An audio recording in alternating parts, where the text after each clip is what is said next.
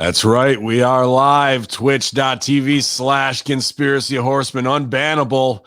As we come to you live for your Friday Locker Room Ultra Declassified Kayfabe edition, recorded on Thursday here, Infidels. Tonight's the night we're going to get in some shit. Straight cover on the incognito tip. Stevie's breaking fools off. If he has to, you better give him his packages before he has to harass you, Infidels. Don't try and UPS us because we'll FedEx you down, Infidels. Put on the fake gimmick, showed up your front door and say, "Where's my package, brother?" And then we'll roll you up in a small package because you never saw it coming here on your Friday Locker Room. Yalla. First to the chat room on YouTube is Old Athers, Tables, Athers, and Chairs, our UK contingent with MacGyver reviewing your guys' SmackDown attack. So it should be interesting. Numbers might be up there because of Thunderdome. Yeah, pal. But right now, we're going to go back inside our dome here, our bubble, and protect ourselves from the madness that is the outside world with my man back in action, back in the saddle again. Stevie Cool, how you doing, brother? Doing good. First things first, two things first. They should rename UPS to DONS for downs instead of ops. And also, I think UPS should actually buy WWE because you'll never see any packages on smaller roll-ups or anything on wrestling. That'll be gone. So we don't have any shitty finishes of SummerSlam. No packages. That's it, man. Or else it'll just be WWE doing missed UPS spots all the time with them throwing your stuff in the river. It airs at 8, but you'll get it at 3:15 a.m. Shout out. I see the chat room loading up early. Twitch.tv/Conspiracy Horseman, YouTube.com/whatever it is. Bin Hamin channel. Look it up. Maple Leaf Stoner J Hal back in it. Not Jargo, our own. Not Jargo, who's been through plenty. And there's people in the golf who are going through a lot of what he went through the last month. So I'm sure he's empathetic and knows what's going down there. But we're glad to see a Jargo back in action. Frank's Pickle Barrel has Tuttles, Jay Reezy, Variable, and Bang Biscuit. I see all of y'all. Jay Reezy says his leg day. I agree too. I started that Shane Fazen's fight tips. And today's roundhouse kick today. Yesterday was kind of the full day one, and it was just 7 jab combination sets and jab cross and 6-step footwork. And then even the 10-minute warm up blew me up. So I knew I was fucked there. I was like, all right, now we got a baseline to go off of. But I feel good, and I can definitely feel it stretching where I haven't done my cardio that hard before. Gym's supposedly open tomorrow up here, so I'm going to try and get back on the bike. But I like this fight tips. I'm going to be doing a ongoing review of it in the Stevie Richards Fitness Hacker Hamin Media Group. So if you sign up for Stevie Richards Fitness 12-week resistant band program, you'll get right in there, you guys. And the Shane Fazen thing, I'm going to try and work on something with fight tips to see if we can get a code for Hamin Media. Remember, it's only $9 a month, and it's very much a model similar to yours, Stevie, except it runs through a website with modules as opposed to the downloadable PDF. I kind of don't like having to click through, like I mark this done, but then some people might. It's very easy and digestible. It's not like where you're working out along with them with P90X the whole time. You watch the video, that's 1 minute to 2 minutes, and then you do 3 to 5 minutes of it. So I figure one Wu-Tang song after I watch the video, and I'm writing about 4.5 minutes. So it was enjoyable yesterday, man, and getting some of this frustration we have out over everything. It seems like at every turn that I like throwing punches and kicks to deal with that kind of stuff, man. Yeah, that's the one thing that's missing from our gym right now. I do have those box bands, which are resistance bands that they're kind of weird and not very ergonomic for your wrist. It's like holding the handles like with the Dynapros, and they have the stretchy bands like I have with the crossover symmetry. I'm having a lot of trouble reviewing it because I don't quite put them together the same way each time. So their documentation's not that great. But others actually said, they could have bought WWE UPS because you'll never see it coming. Meaning that good one there. The thing with what's it called? Fight tips. Who runs it again? Shane Fazen. He's just he's kind of like a John Hartnett type dude, where he's way involved with MMA and he trains a lot of people. He might not be fighting a lot himself, but his acumen is very high. Well, he has a longer shelf life training fighters than being a fighter. So Yeah, the modules are interesting because I looked at that kind of stuff when I first started Stevie Richards Fitness, and I had like a little monthly subscription type thing to content, which was a lot of overhead for one guy to take to create. It's like Patreon, creating the yoga videos every week and stuff. It kind of burns you out. That's why the model I went with the lifetime access to everything.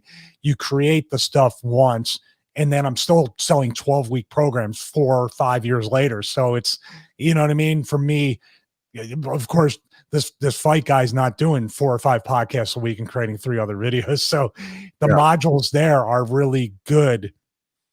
So you don't have to pay the Apple tax of 30% for an actual app in the App Store, and you can update the content easier without approval. So I give them that. That's a good model, but also a clunky one because you have to do a lot more searching for. You have to figure out what you've done, what you haven't done. There's a very complicated code, I think, to do even the green check that you completed it for each person that subscribes.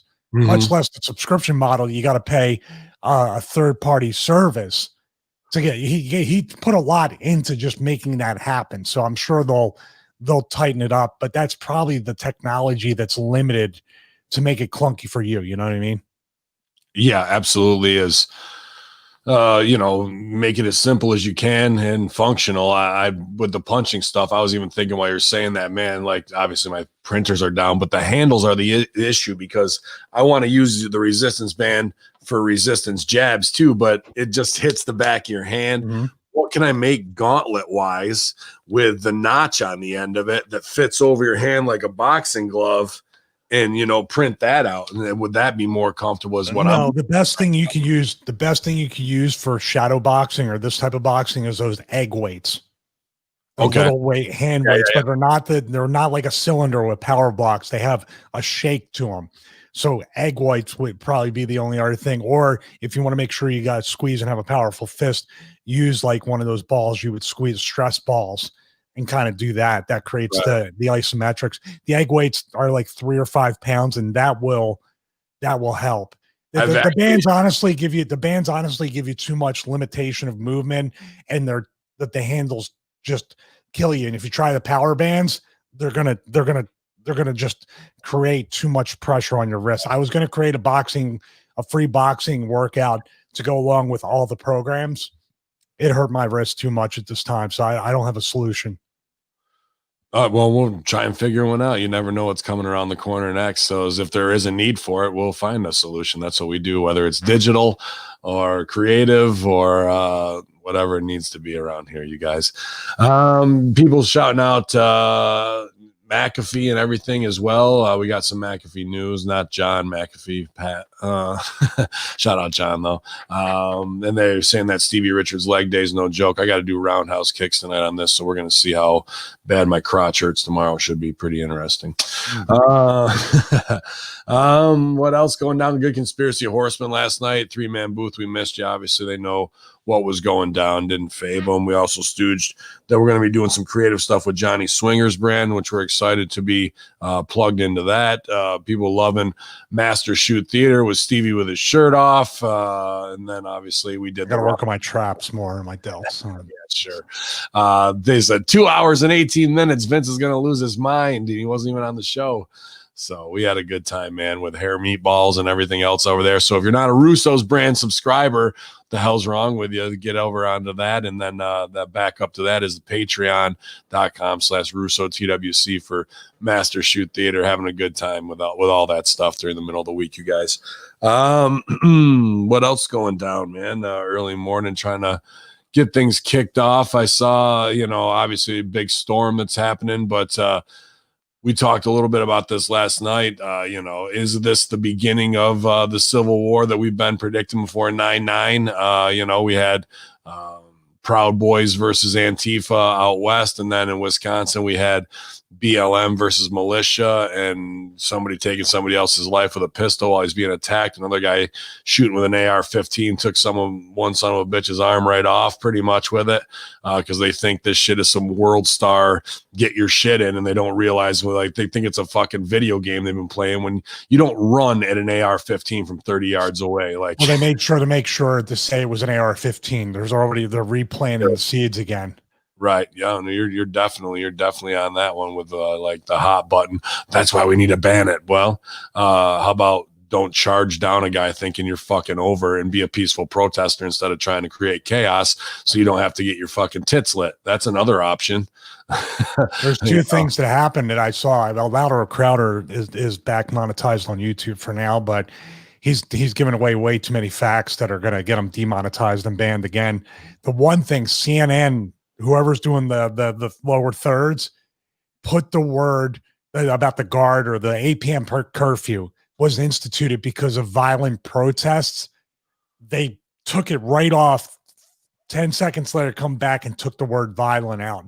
So there's your Operation Mockingbird right there. You made the mistake of taking away the narrative, and they caught that live yesterday morning doing that. The other thing is, you're right. This whole thing of this lack of self-awareness and lack of consequences for your actions is really the deep-seated.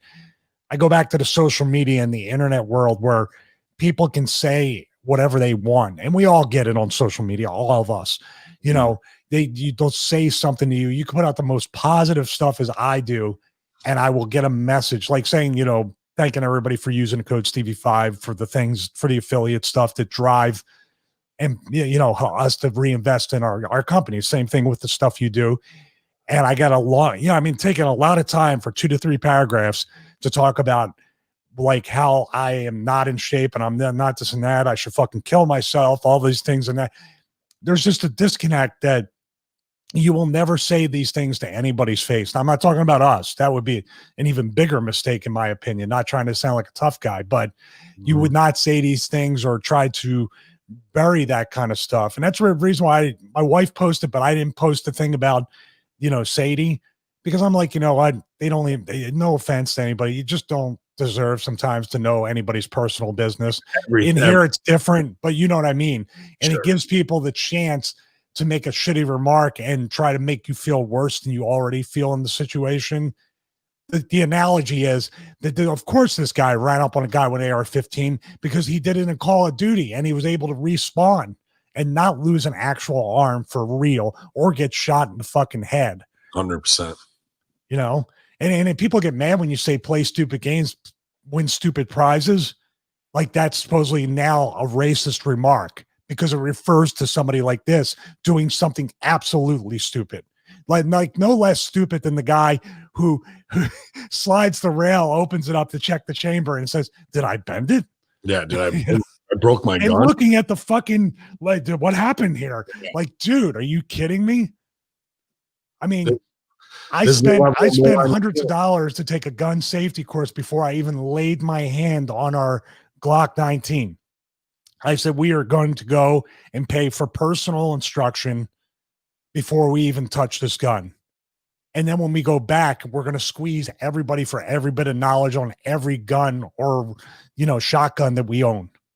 That's being a responsible person saying, if I don't know how to handle this, there could be consequences to your actions. And just one little final point too, have these people ever witnessed a life like leaving a body? I have, even though it's 2 dogs in the past 3 months. 1 second they're here and I can literally watch these dogs die. I've watched people die in front of me. I've held my little brother in my arms as he died.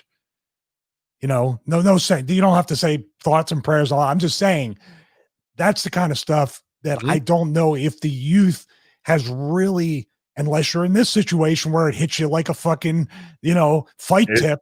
It's whoever was watching that dude get his wig peeled back where they thought, we're all in our paintball gear and we're out here. And then, there goes Jimmy's brains all over the He's never coming back. Never coming back. There's no respawn there. Like, maybe I'm going a little too far after this. Like, what's the real of what I'm doing? Like this fake sense of security where you're going to go out into people's neighborhoods where they pay taxes and their homes are, and you're in their neighborhood cunting off about something that Operation Mockingbird's got you out there screaming about. And now you're going to do pitchforks and torches on the wrong people, on the people who are just in the neighborhood, because that's your little safety zone, instead of saying, here's the identified fucking 500 that we need to take out. Let's go to their mansions and burn them down. Banned. No, what do you think? No, because the mayor of Chicago banned protest outside and has extra security. Isn't that the Maria Antoinette let them protest over there, but not over here kind of thing? Wouldn't you think they turn around and go, wait a minute, this is probably the exact person we should be going after? And the other thing is too, that like, oh my God, these people, you know, in the media, and that's the real villain. Those are the people, like you said, you need to go after them first. They need to be sued. When you have these people defending a gas station or something in their neighborhood, and they say on the same lower third, they must have fired the first guy. They brought the real SJW in to say, you know, violent militia is defending a gas station, quote, just a gas station, against protesters. So militia always means terrorism, because everybody remembers the Timmy McVeigh thing and the Terry, whatever his name is. They were militia, which means that we're bad. Well, but guess what? This whole country was founded on a militia. Yeah, check your fucking. They were terrorists. George Washington was a terrorist. Everybody who signed that document was a legitimate terrorist to the country of England, to the kingdom of England.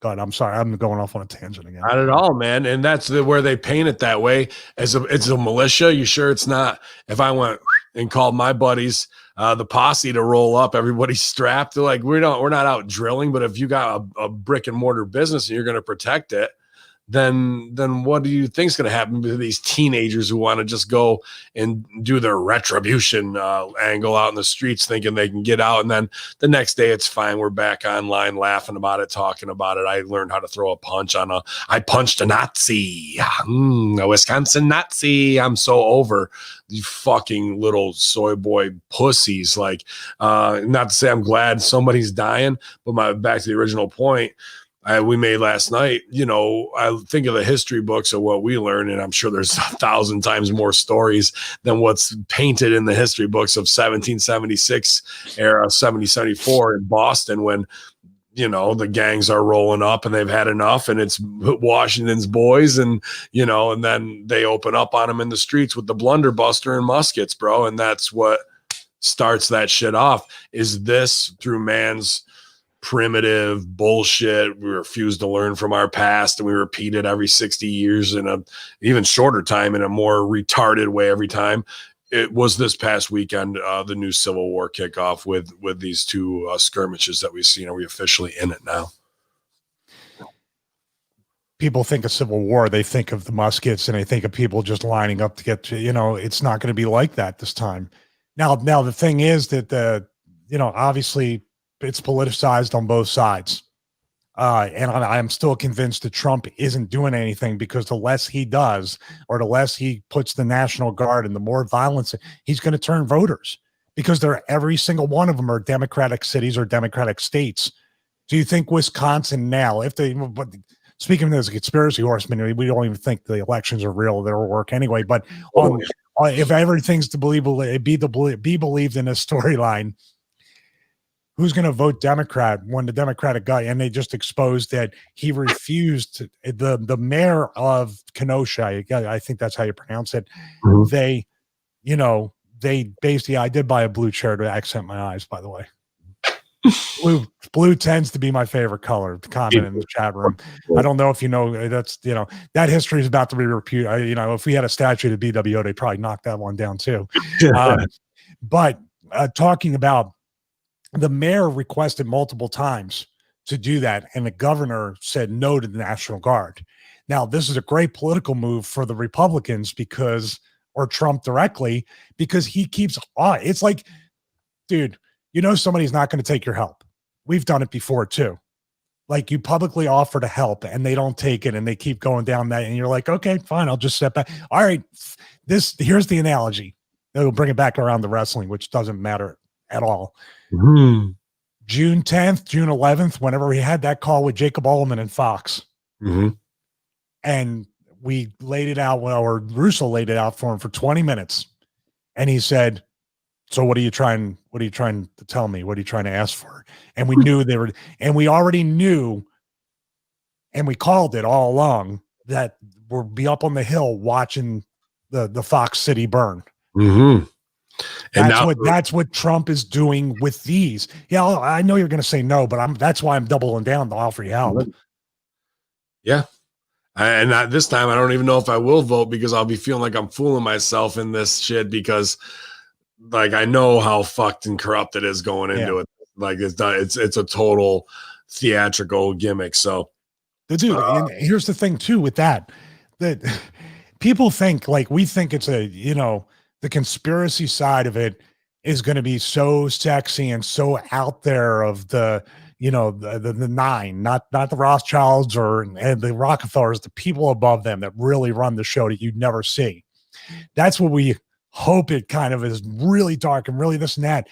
But if you look at it, is it really that this whole COVID thing and this whole shutdown and this whole thing to, prevent people from gathering and seeing things or attending events, was it really just to hide Biden and the dementia and the cognitive decline? Do you see what I mean? Like, is it something that's so politicized, and money, and having the guy who has legit dementia, like, stay in his basement and not have to debate, not have to go out and campaign, because he will never last. Let's do that. I mean, you talk about things being planned. We're going to have, because when he gets in there, we already got well, she says she's black, but she's actually Indian and Jamaican. We have the black woman that we said the check mark. That's what's going to get elected. If you don't elect her as part of the ticket, then you're going to basically be racist. But she's even more harsh than Trump when it comes to Wall Street, when it comes to crime, when it comes to, like, we'll have a friggin' dictator on our hands. And he's already said, I'm not going to last my first term. She's in there to replace me. It's an alternate plan. It's not as sexy, but it comes right down to Wall Street and money and the corporatocracy, corporate fascism, the prison population, the prison capitalism they have right now, where she's the queen of using prisoners as workers for cheap labor to fight the wildfires and keeping everybody in the black. 100%. Last night we talked a lot about that prison planet mentality with the energy weapons, and even in Australia, where they're having obviously insane lockdowns and for no reason, and then thought police and all this. And one of our, I think Dougie Fitz wrote in, maybe Dan Fitz, I can't remember, say that the update and as they crack down is even more, but they're spending $4 billion a month on COVID and draining the funds. So when wildfire season comes, burn, motherfucker, burn, pretty much. You know what I mean? And we even talked about, as we did before on Russo, with directed energy weapons in California with wildfires there right now. And thankfully the weather has helped to shift that. But you could overlay the map of the transit system that they wanted to redo, and it overlays with the fire line almost identically. And it's just the fact that we are like, oh, no, the street doesn't go there anymore. It goes right through your living room, because that's what Elon Musk wants, because we now have satellites and massive laser weapons to do as thou wilt. And those old rules, we already agreed that America's done. We're just going to start doing what we want to do and carve out a new we're just going to etch this block out real quick. I think there's two Americas. And I think I definitely want to be a part of the America that basically says we are getting out of the cities. The cities are going to be the dystopian futures. That's going to be all over mainstream media. And yeah, we're going to get brainwashed by that.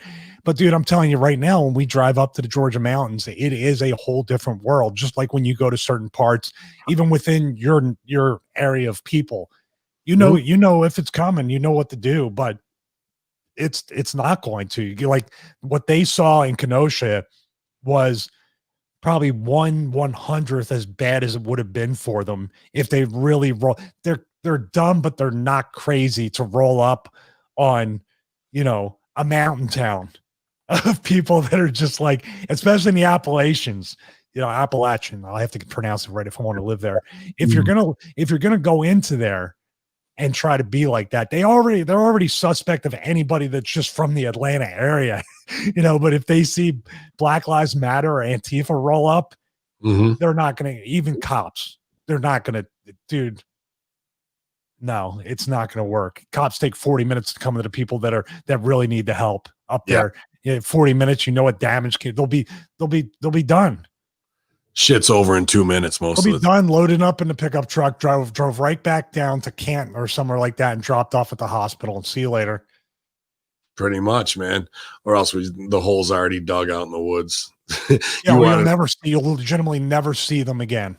Yeah, dude, I know of no less than 6 foundations in the middle of the woods that were old farmhouses that we go and throw deer bones in or throw deer carcasses in after we cut them up, like then nobody you'd never be found. And then if you were found in there's fucking 60 deer bones in there. Who's going to leaf through them to fucking find all that? Like, that's just how it is. Because where I hunt in the big woods in 1840 was all farmland. Like there's still stone fences in the middle of these giant pine plantations in the woods that have been forgotten about for 180 years, and like they just have no clue. They can walk through their little safe cul-de-sacs and fucking do mic checks and remember her name and justice for this and justice for that. Justice for Juicy, as Dave Chappelle would say. All they do is want to fucking be crybaby motherfuckers who are heard on Instagram.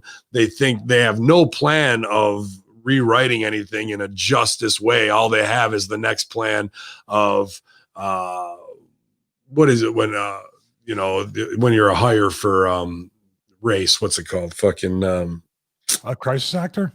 No. Like they have to hire X amount. Affirmative action. Like their only thing is going to be more extreme affirmative action hires as the solution, which will further put in people who are not qualified over people because of their skin color, over people who have all of the credentials because of white guilt, to take them out of that and have to hire that person. What do you think that's going to do? Is that going to draw more divisiveness and like further to the right? Like that's their only answer and their only solution, where they're like more diversity, but at the expense of humanity. That's what's going to be. Like, where do you think that is going to fucking lead? Crowder had a clip, and I don't know all the details, but because I was too busy like looking, not even believing what I was saying. Somebody walked into like a nail salon, one of those ones that have like the assembly line of obviously Asian owned. It was a nail salon or some kind of salon, but they obviously had people doing nails and doing other things, like you go for the pedicures and stuff like that, right? Mm-hmm. So I just outed you right there. But you go, your pedicure on, man. I've never had one. I might have to try. Dude, I'm telling you, I slept on it too, and it's a very intense and great experience, especially if you're stressed out. But you will be stressed out if this happened. You probably wouldn't take it for 5 seconds.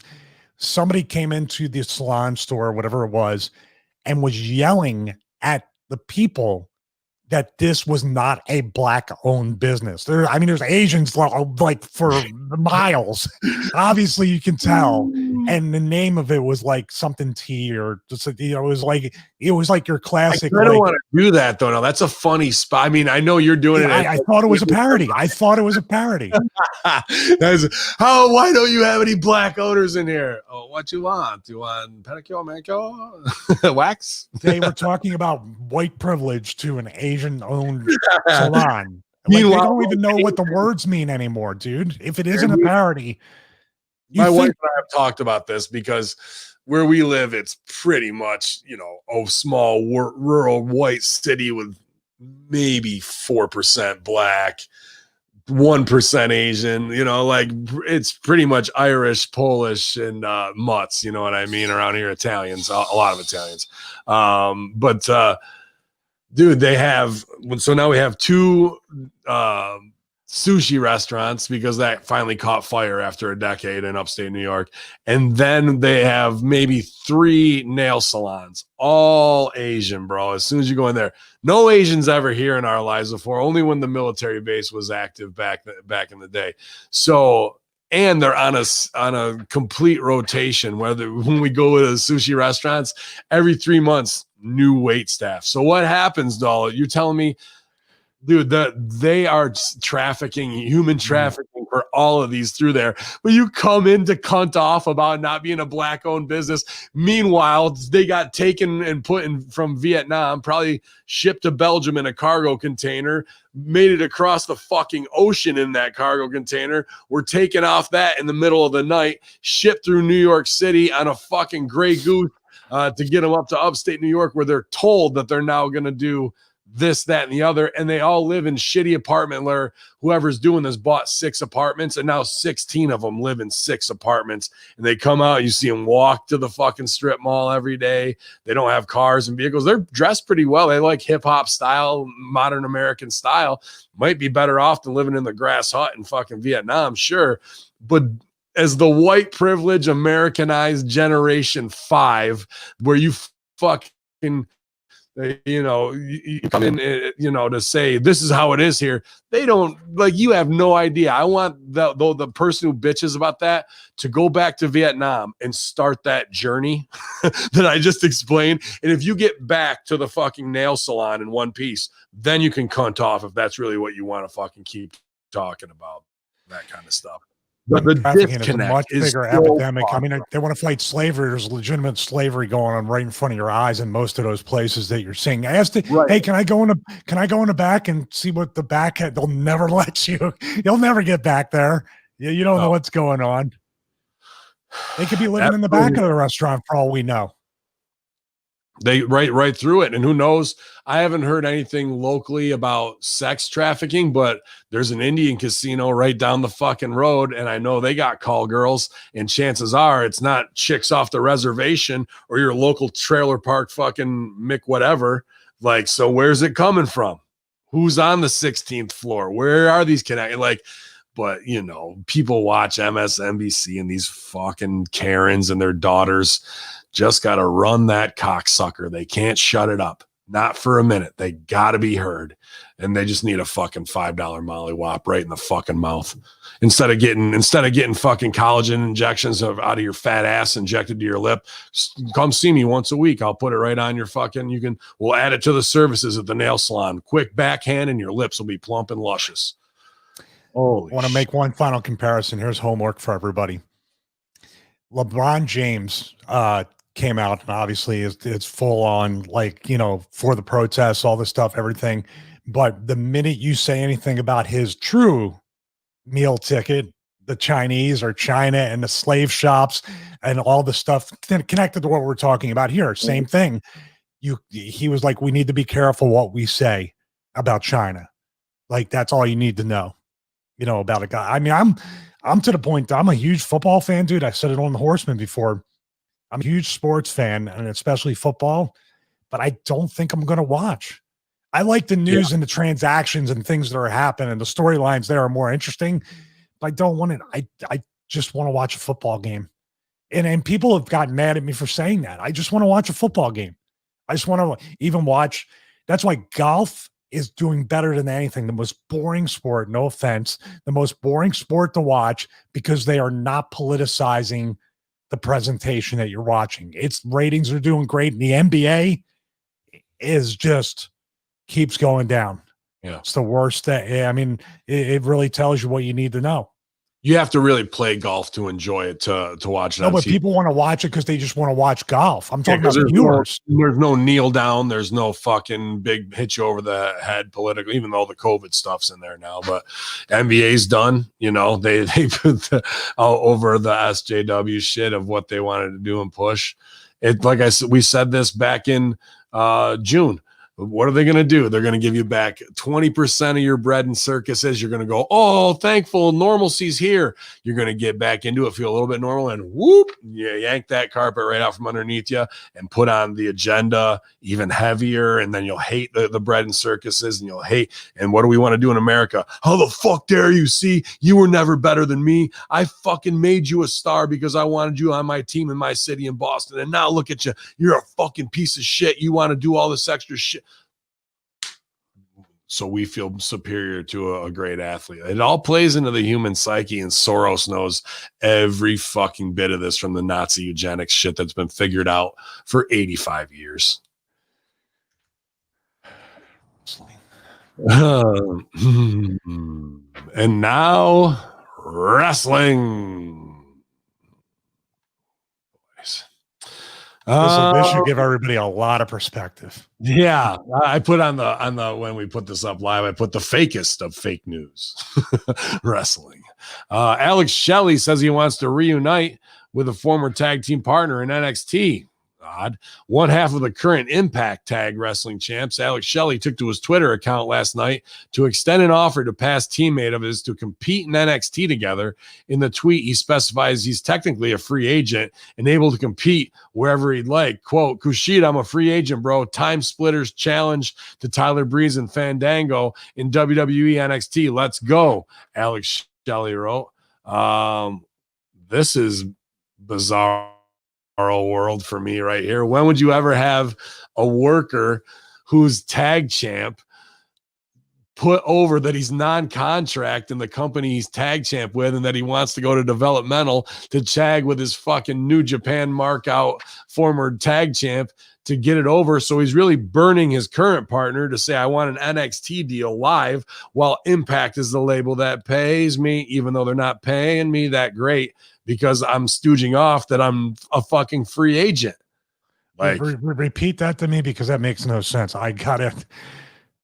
So he's ever hear something and you're like, what? Motor City Machine Guns are back in Impact. Yes. They won the tag titles off the North. Mm-hmm. Now Alex Shelley takes to Twitter last night to fucking tweet Kushida, who's in NXT, saying, bro, I want to tag with my Japanese tag partner again to go against Breeze and Fandango, because they're probably all boys trying to get shit done for each other. Meanwhile, he's exposing that he's not really signed at Impact, even though he's the champ. He wants to jump to NXT to tag with this New Japan dude. So Alex Shelley's leaving, what's his name, in the fucking lurch. Saban in the lurch, like, to fucking jump ship. Like, what kind of look is that if you're D'Amore right there? What do you do the next week? If I'm a fucking booker, I go, fuck this guy, even though we tried to fuck him by giving him only limited dates and not having him under contract. He's going to do that shit online. Next TV taping, belts are off you, bro, in a over strong way. Make you look like shit that you would fucking come out and do that against the ones putting money in your pockets and getting you dates when there are no dates anyplace else. It's not like he's working indies. That's fucking hardcore, man. Both these guys are good kids, really good kids, and I have lost touch with both of them, obviously, with not being as involved with wrestling. But I always liked both guys and always tried to give them good advice, you know, from mistakes I made. Not that I'm the all-knowing guy, but I've fucked up worse than this current fuck up. But I would label that's what this is. It must be social media again, in my opinion, Ben. And Alex and Chris are kind of closer to where we are than the current generation. I would think if you're really going to politic, why not call up Kushida or text back and forth with him and try to do hey, I'm not under a deal. If you guys want, I could show up NXT tomorrow, exactly. Do the deal, but you need to sign me to something, because obviously I'm not going back to Impact ever again, nor should he if he's current champ and leaves Chris in a lurch, or he has the conversation with Chris and says, dude, they don't have us under anything. Let's see if we can both parlay this into something. I want to tag with Kushida again. Maybe you can have a coach he was coach there for a little bit, wasn't he? Saban did a week there at NXT. Yeah, he did. Mm-hmm. So why not? Let's see if we can both go there, take on the roles that give us the most amount of like return, and do it that way. Or tell them, hey man, please sign us the deals, because you know, there's no indies, there's no nothing going on, or we're going to drop the belts. We'll do good business, but you know, this is after you know you have the deal. This is what we're looking at, but we're probably going to sign us, but we want to let you guys know we'll put these guys over. They can squash us or do whatever they want because nobody watches the show. So, let's do this. To tweet a guy and put everybody in a bad position, and then Hunter could just turn around and say, well, let's wait till they get buried and we'll pay them less. Yeah. Or they're not gonna be worth anything now because they're gonna get buried. And why would you stooge that off in a little mark out moment in front of everybody while you're the tag champs? I don't know if I've seen more. I try to war game it from his point of view because I like both those guys. They're not dicks or anything, but I'm like, how is a veteran worker like thinking this is the way to get that business done? If anything, spotlights on Kushida as a stooge to go politic now, because if it happens, and it'll have to look like he's the one that got the in for him. So Kushida's getting his boys fucking in instead of, so that's a bad look. There goes your surprise of Alex, Shelley, and Sabin are here. What? Like, you thought they were with an Impact, so there goes that element because you're already trying to get a job and it wouldn't have been out of nowhere. And you just fucking stuck it in Impact's ass backhandedly by going, we're not really signed, we're free agents, even though we're the champs. Shit's run over there's run on fucking bubble gum and fucking duct tape pretty much at this point. Like, wow. Like, no good business can come out of that I see, dude. No, this is definitely, I don't know if this was an emotional thing. I would assume this was not a logical thing to do. It had to be based on emotion. It had to be based on the office. Maybe the office turned around and said, we're not going to sign you the deal. We're not only giving you limited stuff. And maybe it went back and forth, and then I mean, we're all speculating on this. It had to be purely an emotional response to what had happened to Alex individually. That's my guess. And he turned around and did that rather than doing the quiet heat and the background heat and saying, this business can make you very emotional, very down, very depressed. It tries to knock you down. It's done it to me. And I probably reacted and did things that maybe when that current social media thing wouldn't have been much different because I wasn't mature enough. But Alex is definitely mature enough. He's been in the business longer than I was when I had my push. So, and he's gone down this road with TNA, 3 or 4 times? Yeah. It's always going to not pay you. They're always going to not use you. It's always going to be a starvation thing. I remember all the X Division guys had that thing when Hogan and Bischoff and Jeff Hardy and Rob Van Dam were all signed in the same night. And these guys are barely making a living working part-time jobs while they're TV stars. The only thing I can think of that we're leaving out is that maybe they went to D'Amore and Callis saying, dude, we're, like I can see D'Amore and Callis bringing them back like, hey, we need somebody legendary to face the North, take the belts off and do good business. And like, you guys are going to be the champs. We'll try and get something worked out. Okay, we'll come in and do this, that, and the other. Then like their promos were kind of mailed in. And now I can even see why, because maybe backstage they think they're getting a deal. Like, we're just going to keep people on 5-show gimmicks and then we'll see about what we're going to do. What, dude? You said we were getting a deal. Okay, I'm going to go to fucking Twitter and say about NXT while I'm champ and be like, is there some little back and forth there where they were promised something then got fucked over, which we've heard from other talents where it's a vague fucking, you know what I mean? Oh yeah, you're going to make all your shirt money. And then not a cent was seen, So is it these fake promises that bring guys back in the door and then they don't get delivered on that makes Alex Shelley triggered and do that kind of stuff? But if so, that's not the best way to do things in front of all the marks. The better way to do it is to get signed behind the scenes and show up while you're Impact champs, not under contract in NXT as the big, holy shit, I thought they were over there. But that's fucking blown out the ass with this type of politicking too. I don't get it. I don't get it either. And that's the kind of thing we know we have a lot of background stuff going on, and you know what I mean? And it's not even the point. We're not even ever at the point of being tempted to talk about things we're working on. You know what I mean? Because we know it's just it's just stupid to do that. It doesn't make us any more money. It doesn't get our businesses to a point where we want to. As a matter of fact, we know it'll hurt unless it's just something that it's already solid and already being done and all that stuff. Even when we were going over to Russo, we didn't say anything until we actually were there and knew that it was going to work. Yeah, there's no easier way to make yourself look like an asshole if you're out there bragging about the spot and then you got to come back belly blushed and be like, oh, it was taken from me because I showed I can't keep my fucking mouth shut and I'm not really a part of the mafia. Like, yeah, everything is a test. And most of the time it's a test to see if you're going to be able to shut the fuck up and kayfabe about the most important things, which usually aren't what goes on TV. It's the dealings behind the scenes. And if you can fucking be in there and be trusted in the cut, then you get the spot. Otherwise, you're just fucking marking out for yourself and saying, here's where we're at. And we deserve this. So that's the fastest way to get it yoked. And we were the second choice. It was Ryback and Pat Buck, and that wouldn't have really worked out in the end anyway. Yeah, well, and I'm upset they dropped the Pat Buck love story angle with Nia this week. Not good. Well, the Usos took to Twitter this afternoon. Let's see what they had to say, and have issued a warning to the rest of the WWE Tag Team division. PSA at every WWE Tag Team: do you? Hashtag Uso countdown. The brothers wrote on their official thing. I don't know what the fuck "do you" even means. Like, enjoy your time.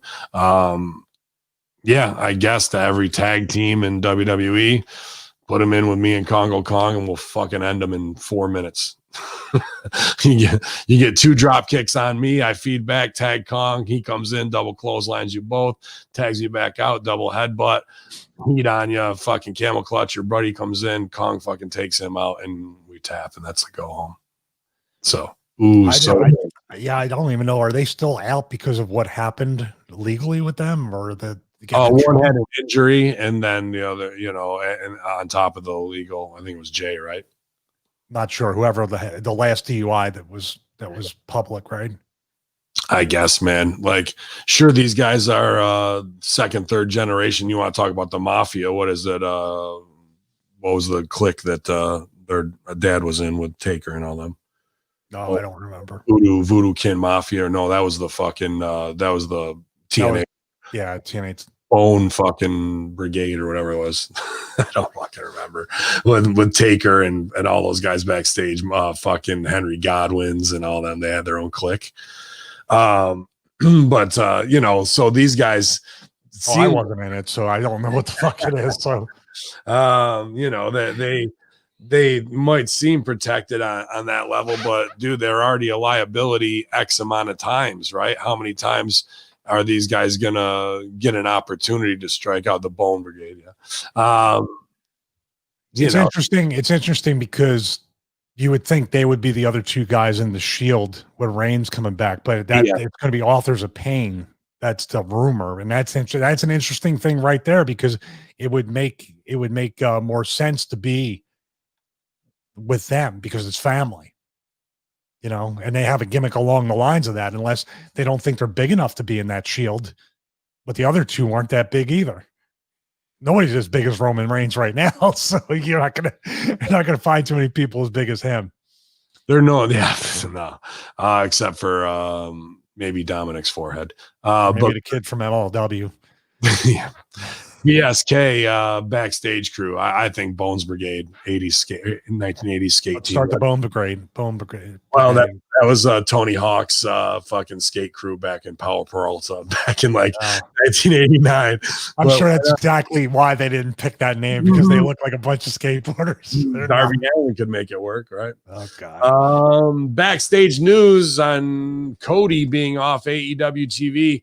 Cody dropped his pants and the AEW TNT Championship to Brody Lee on past Saturday night's AEW Dynamite in a near squash match against the new champ. Post-match, Cody and the rest of the Nightmare family were taken down by the Dark Order. Lee continued to beat up Cody after he was being stretched to the back after they had an awesome match and made everything phony as fuck. AEW announced yesterday there would be an update on Cody's condition on this week's show. Dynamite's being preempted by the NBA playoffs. Well, they were. We'll see. That'll be interesting. Now, will they switch them back to Wednesdays because NBA's fucking being cunty.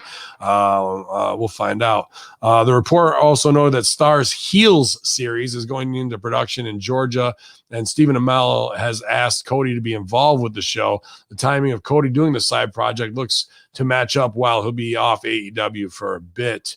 Why does he say looks like? Of course it is. Like, oh, wow, what a coincidence. Are you a conspiracy theorist? Wow. And here's the other part that's stupid with that. So we've got Heels, the major show that he's working on with Amell and they're shooting for and casting for. And then they launched 3 weeks before that, Heels, the exclusive bubble for AEW women. Could you be more marketing moronic as a marketing executive?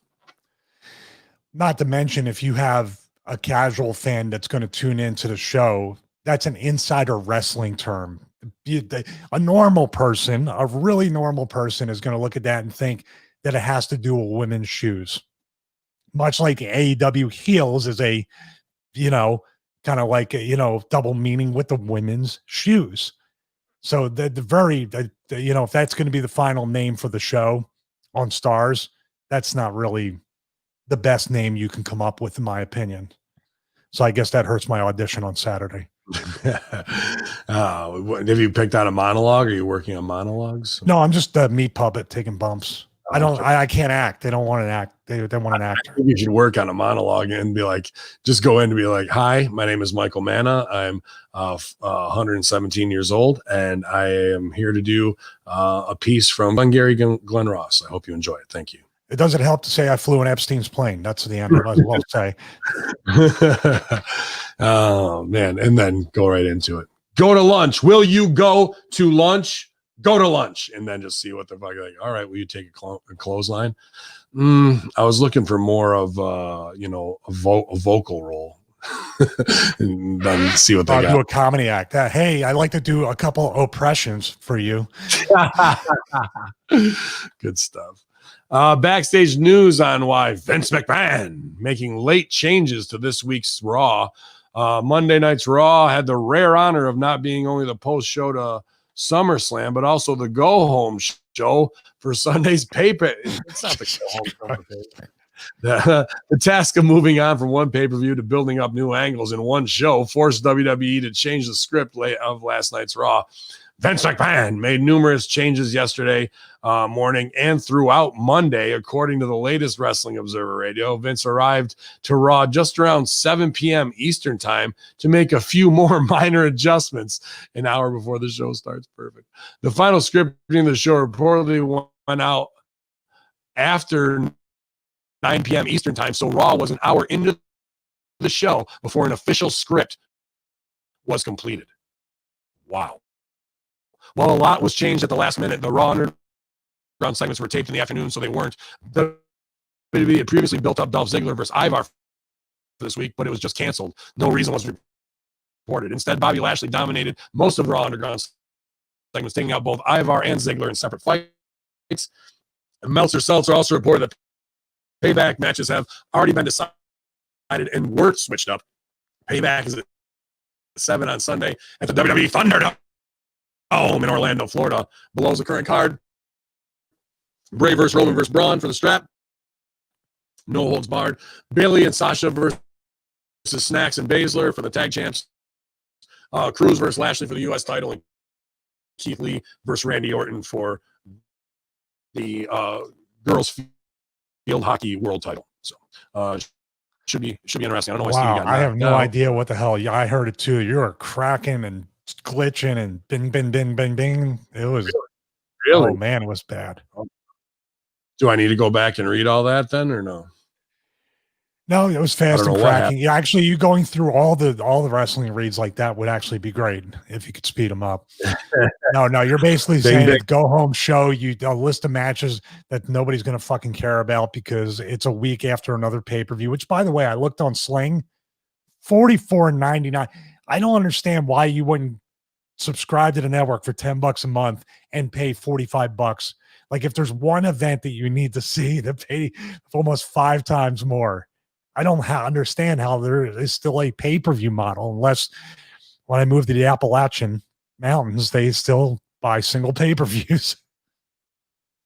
No, but I can't believe anybody's got their fucking direct TV 59.99. Yeah, Dad, we got to get payback after SummerSlam. I can't believe there's more than 5 people in America that stupid or are still doing things that way, who, if they have that they don't have the internet and can't go to watchwrestling.la or vipbox.nu and watch everything for free after just clicking on a couple pop-up ads. And most people have a Chromecast and can throw it right up to their TV, so you don't have 4K so you can see the Snacks' taco pockets. Big fucking deal. I'm not paying $60 for this shit show on the heels of SummerSlam, which was a shit show as well.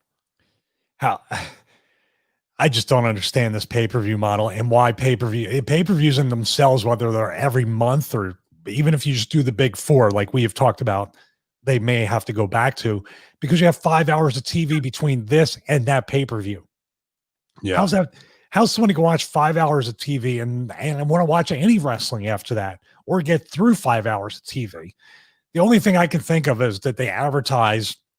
You'll never see it coming on the LED panels, because that's the only reason to watch these shows now, to see just how messed up these people are going to get. Week 1 was already dark. Week 2 is going to be unbelievable. And that's the only reason to tune in.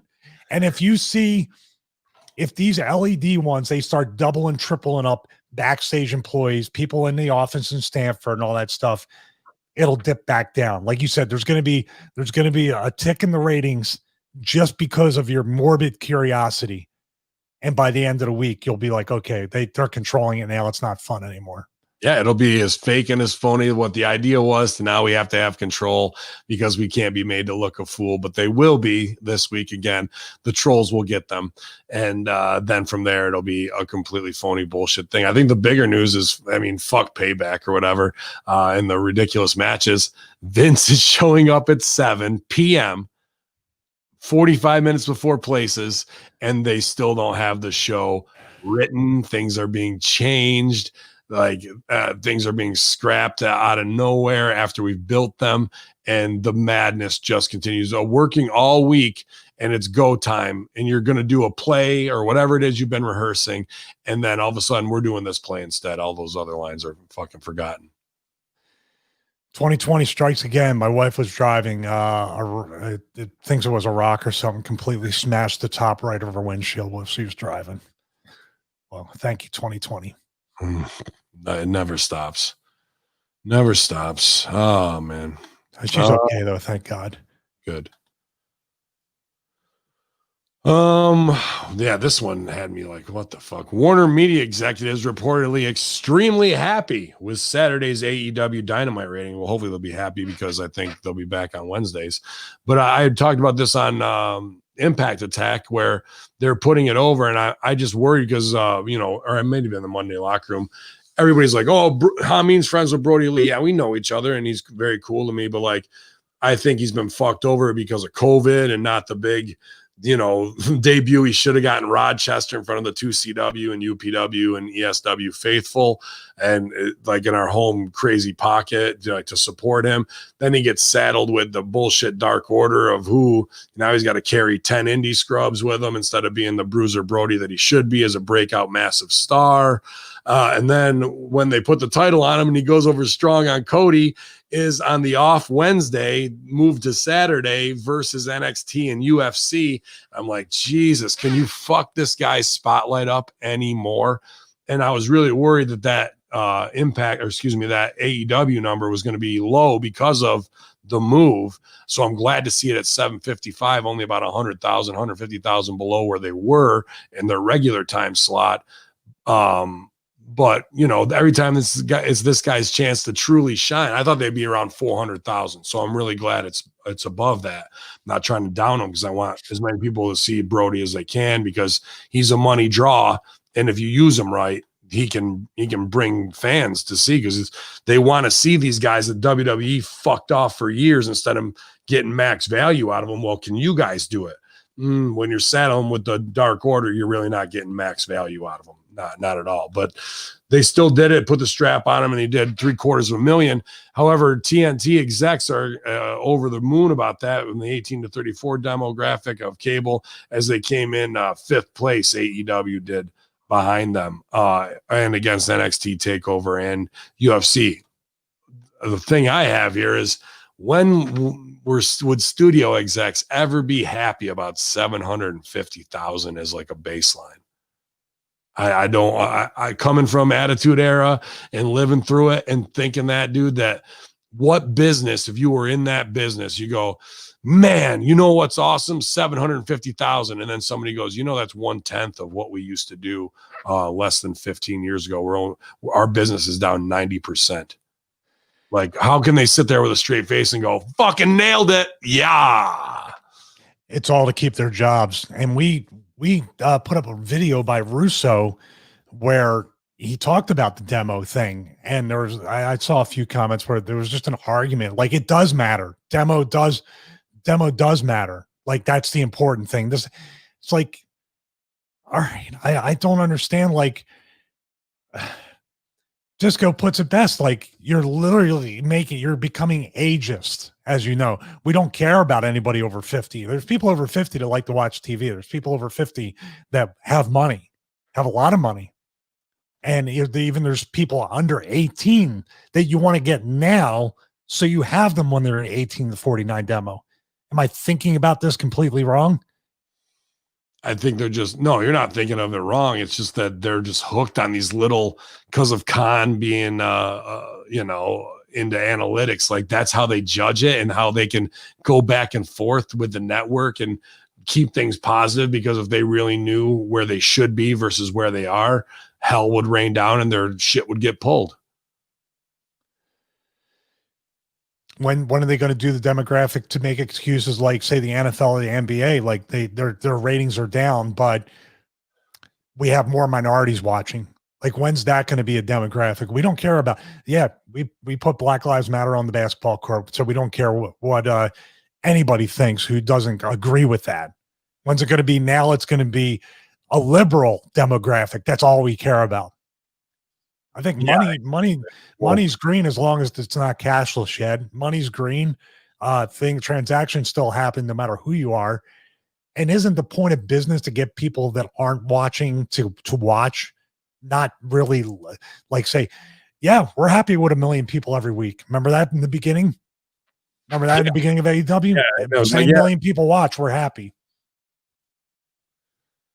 So I'm going back and forth with Adam D33 No Agenda showing here. He says Brody's not over, and it's not the fact of that. It's the fact that Brody has been saddled with mythical gimmicks that make you suspend your disbelief that he's a bludgeon brother with a big fucking hammer, or he's from the swamp and he protects Cape Fear, or that now he's over here and he's a fake Vince McMahon, part fucking David Miscavige cult leader. Like, none of these things are ever going to get over. You know what gets over? Being 6'8", kicking the fuck out of people by yourself and cutting the promo and going, I am the best thing in wrestling. Come here and tell me I'm not, and I will beat the fuck out of you too. And then you have him do that over and over and over again. And he becomes the fucking top guy that you need to be, a Psycho Sid level heel. And then what do you do when you have heels with heat? You pay it off and you make a fucking baby face off them. This is how the wrestling biz works. But Tony Khan doesn't know that, because he's busy tweeting his mom about taking him to toy stores and buying all the pay-per-views and all that kind of shit, because he's never paid a due. He's never been in a practice. He's never been bitten by the ropes. He just gets to go in after a show and stun Sean Spears and fucking have Jesus and Scooby-Doo raise his hands because he fucking thinks he's over, and that's what this shit is. You will never draw more than 750 to 1.5 million because you don't know how to make stars. You don't know how to make characters that are larger than life. It has nothing to do with it's on Brody Lee. Brody Lee is a supreme worker who earns a paycheck because he's got fucking 3 kids and a beautiful home and wife, and he knows how to fucking do this shit like a man. Now, should they listen to Brody and fucking put him on a singles push and get 10 times the money out of him than they are right now with some Dark Order bullshit? Absolutely. Will they? No, because they're comic book nerds who are hooked on this little fantasy Japanese wrong style fuck off shit, and they're only going to hit a ceiling of 4th grade. They're never going to make it to a master's degree. They're never going to operate at a doctorate level, even though they have the talent to do so. So continue to do mimosa and orange juice fucking spots and have other guys sit on the shelf. That's the fucking real. And you won't, and whoever I'm arguing with or disagrees with that, I know Ted McNailer's in the chat right now. You have no fucking idea because you've never ran a wrestling company. You've never had to book guys and have a pecking order of people that you're managing and doing business in the mid card as it feeds the top end. And neither is he. He's never had a mentor to teach him how to do that, to sit next to an Al Snow, to have Rip Rogers go, no, you're a fucking idiot. This is the way it's done. And you can do it 16 different ways this way, but this is the principle of it all. They just don't know. And you guys don't know. And it's not your fault. It's just that that's why you're on the other side of the curtain. You had something to say too about the way even this business where he supposedly squashed Cody, which, you know, it was done the right way there, but the beatdown of the whole family was just completely just flat. She comes out and lays over him looking back like this is the best acting she can do, waiting for the spot for the girl who we don't even know her fucking name to come over and get her shit on her. QT Marshall just comes out and flops down. Oh yeah, these guys from fucking the indies, my indie school in Walmart can kick the shit out of me and Dustin, no problem whatsoever. That's just how they like.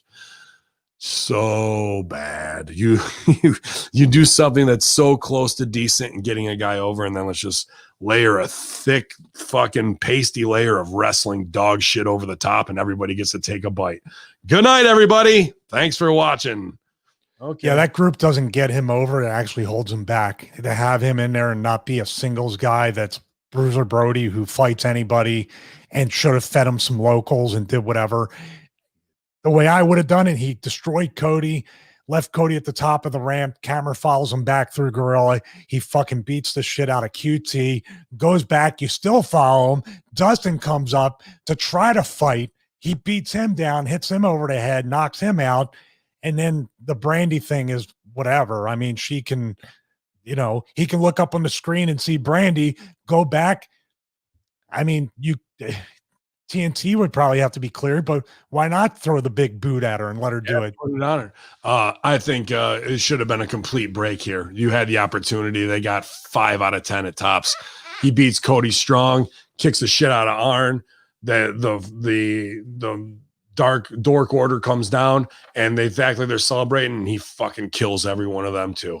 He lays them all fucking laying, just beats the shit out of them all. And it's him breaking off.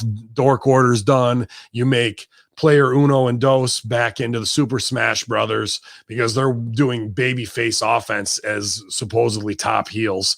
Like, cool. Every heel is there. That's what I'm saying. Like, so if they're going to do it, turn them back into Super Smash Brother babies and let Brody go and be the man that he's supposed to be.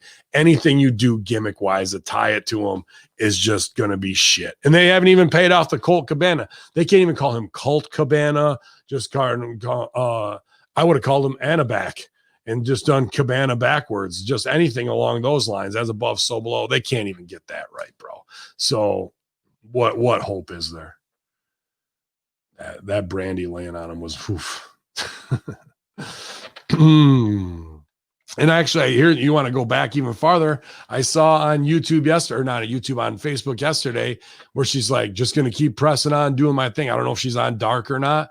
How about Melanie Cruz, one of the best women in wrestling out of Chicago, legit looks like a badass, can work. And they had her shave her head, do the Serena spot for when it was Awesome Kong and Brandy together with whatever bullshit thing that was with the knives, and then written off TV. Melanie Cruz, thanks for shaving your head. We don't need you. Even though, like, all that shit, they're just, you couldn't be any more of a fuck up when it comes to booking and not knowing what the fuck you're doing. If you did, you'd be working for Excite Wrestling. Shots fired. Nick Aldis, our guy, comment says WWE's booking of Mickie James. It was just sad. Aldis recently spoke with Battleground Podcast where he gave his thoughts on booking of the Mick. He said,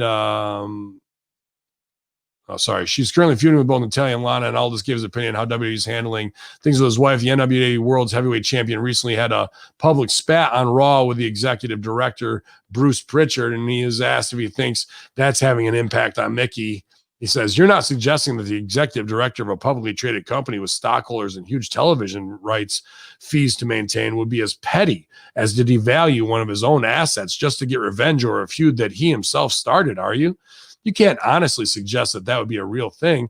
It has to be coincidence," Aldis said sarcastically. "These silly, petty tactics, fans see through it.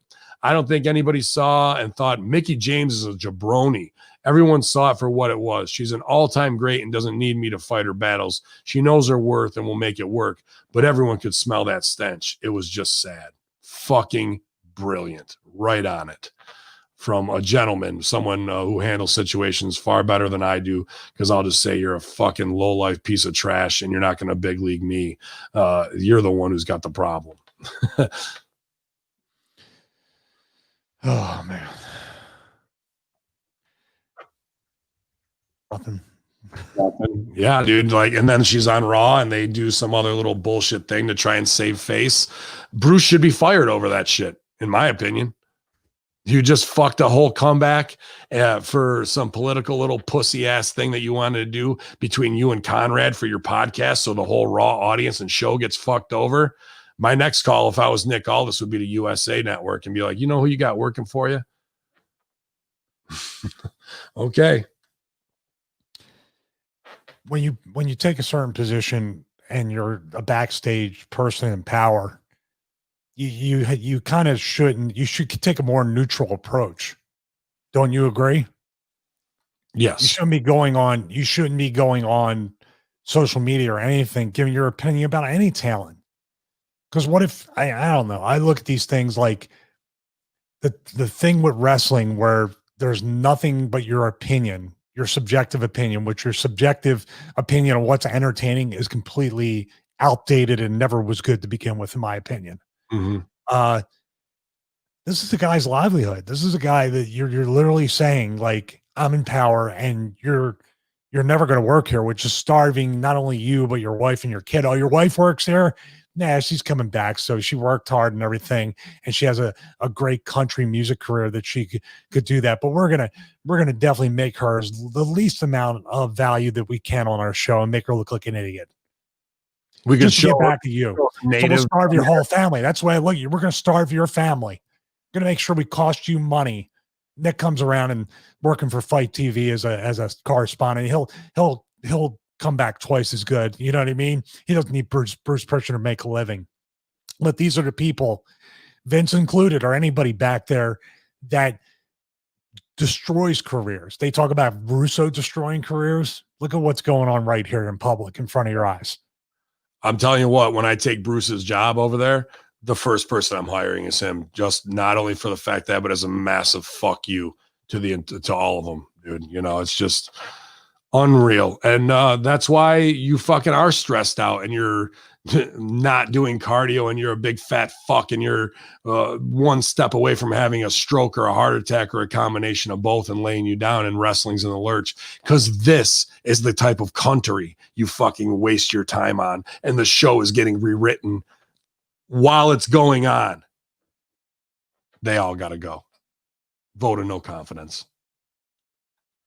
Put that on your next fucking call in for your quarterly report. Say, I am a stockholder, and right now, based on what I've seen the last 20 years, I'd like to move for a vote of no confidence in all of upper WWE management as we suspend everything going forward for their pay until these types of issues are addressed in a emergency shareholder meeting beyond this Q2. Then see what the fuck they say. Like, is this a real company? Or is this stock thing just so the family makes money? Because that's what it's looked like over the past 5-10 years. This is not a real company. This is still family-owned, mom and pop. We make the decisions. You are not a stockholder. I'm sorry. If you were a real stockholder, they control all the majority stuff. I'm sure you invest in the company, but you do not have a say. As a matter of fact, they laugh at the fact that they're selling the stock right before the quarterly calls. And that's been almost every quarter, right? Yeah, almost like 3 weeks beforehand. Dude, that's if they're never going back to Saudi, what's that look like for the next year? You can't they can blame it on COVID now. They can blame it on a bunch of different things. But what happens when that gets all sorted out and they chip everybody with the vaccine? See what I did there? And then what are you going to say when you allow people back in? What are you going to use an excuse? They've had 20 years of excuses, dude. 20 years of excuses. 20 years. Austin Theory's back in NXT, so who knows what that ever fucking turned out to be. But you don't need the Saudis, Stevie, because the Saudis are coming to you at Thunderdome. You'll see this Friday night. Yeah, the first live hanging on Thunderdome. You joke, man, but are we joking? What do I do when I joke? Truth and comedy. I get it. Yeah, you fucking nailed it. Look at you hitting home runs, man. Step up, first pitch. Watch me hit a double. Okay. And that's why satire will be the most powerful weapon in wrestling, even if it's fucking sarcasm with a promo to out Bruce once again from a guy with fucking leading man good looks, 007 etiquette and delivery. And dude, it's like Derek Jeter is sitting over on the sidelines ready to play baseball Major League. And because he called Steinbrenner or somebody fat on his podcast, fuck that guy. We're not going to bring him on to make millions and give us a championship. Fucking morons. And your podcast fucking 15-year mortgage fucking tag partner can suck it too. Breaking Karrion Kross vacates title due to NXT, due to injury. Looks like Kross is giving up the belt after the separated shoulder. They did it on NXT last night. I didn't see the clip, but super, like, these type of things fucking upset me, man. Not that I was tight with Finn Balor, but took his own stupid ass bump from Rollins, separated shoulder into the fucking thing. And then Kross, the hottest property in wrestling, and the night that he wins it and is the torch pass, well, this guy goes up to the main roster to dress like a girls field hockey player. His shoulder's separated and now we're stuck nowhere. I was the one that sent this to you. You already had the feeling about it, but I was like, well, dude, why would you do it? This character is not a reality-based character where you want to show anything that'll get him sympathy. I don't understand. Why wasn't she should have been right next to him in a fucking tracksuit or a sweatshirt with jeans, completely out of character too. Just kill the whole thing in one training session. Why would you do that? I gotta say too, I mean, it's Facebook, so it's who it is, but he's got a lot of fans. He's maxed out at 5,000 or whatever, but he put out the Facebook, thanks for everybody reaching out and that kind of shit too. I was just like, I sent him a message saying, hey dude, sorry about the tough luck. We're here on the kayfabe side. If you need a sounding board to bounce ideas off before you pitch it to them, we're here. No response, which is fine. I totally get it. That's just being on the road and going through what he's been going through. Yeah. No heat there, but it's just like taking it off him. No creative opportunity for somebody to run interference. This is where you could bring back the Forgotten Sons to be a buffer, a bunch of different fucking things, right? He could just cut promos and then all that. He basically is a leader. You know what I mean? Yeah. Yeah.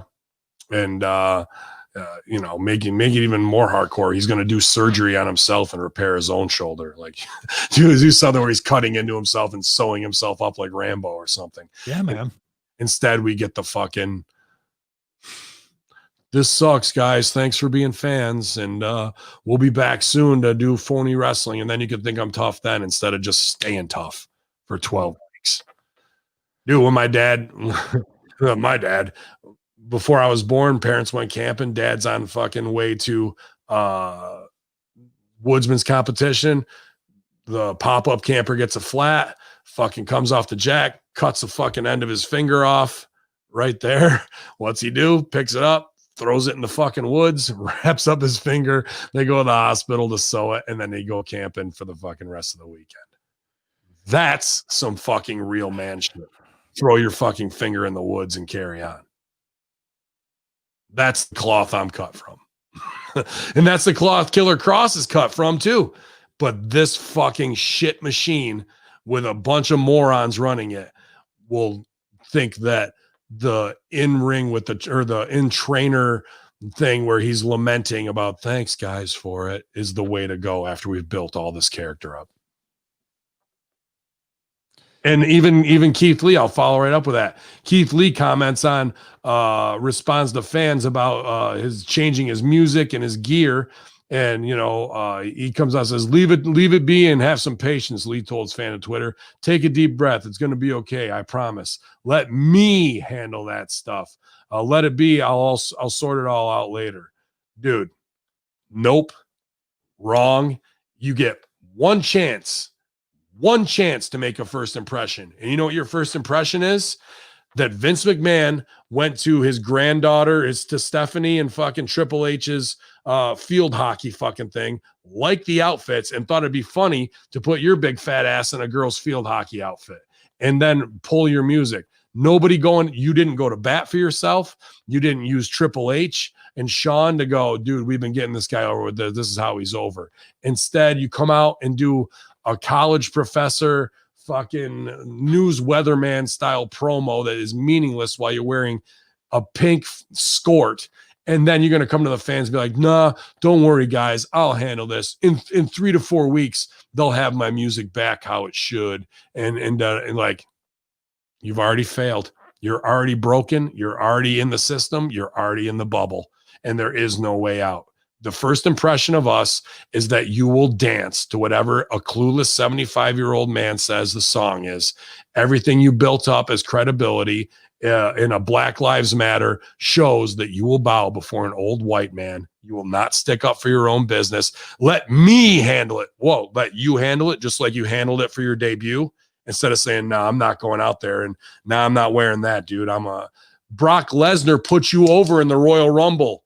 He killed everybody. And then when you came out, it looked credible. Now you look like a Nancy who's kissing ass to be in a thing because you got the rub from Orton and Drew. That's how over you are. And you'll just do any business they tell you to instead of coming in and just annihilating everything you see in 1 minute and screaming, Keith Lee, it would have been 1,000 times more over than whatever this shit we got on Monday that was an abysmal debut, and only to double back and try and be like, don't worry, I got this. Well, I look forward next week when you come out riding a pony and licking a lollipop as well. That'll be fucking awesome stuff. You never get a second chance to make a first impression. Of course, in WWE, that's all you do. That you make second, third, fourth, fifth impressions. You know what I mean?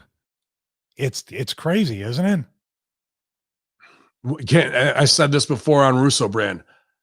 It takes insane amounts of effort to make gigantic, cool black guys uncool, totally cucked, like pathetic individuals. They've done it with Lashley, with the Three Sisters and all that kind of shit, followed back by Lana with the cucking of that shit. Now here's this guy dressed in pink in a skort coming out like he's ready to go play tennis with Muffy. Like, what the fuck is going on here? Apollo Crews is the most uncool black guy you could possibly have. MVP, who got himself over by being cool and knowing how to cut a promo, is now scripted to the hilt, and his words mean next to nothing. And Shelton Benjamin sits there silently and goes back and forth in comedy angles with ninjas. You couldn't fuck these guys up anymore, bro. Like, the only way you could possibly do it is have them come out in a fucking Django Unchained slave thing with fucking collars around their neck at this point.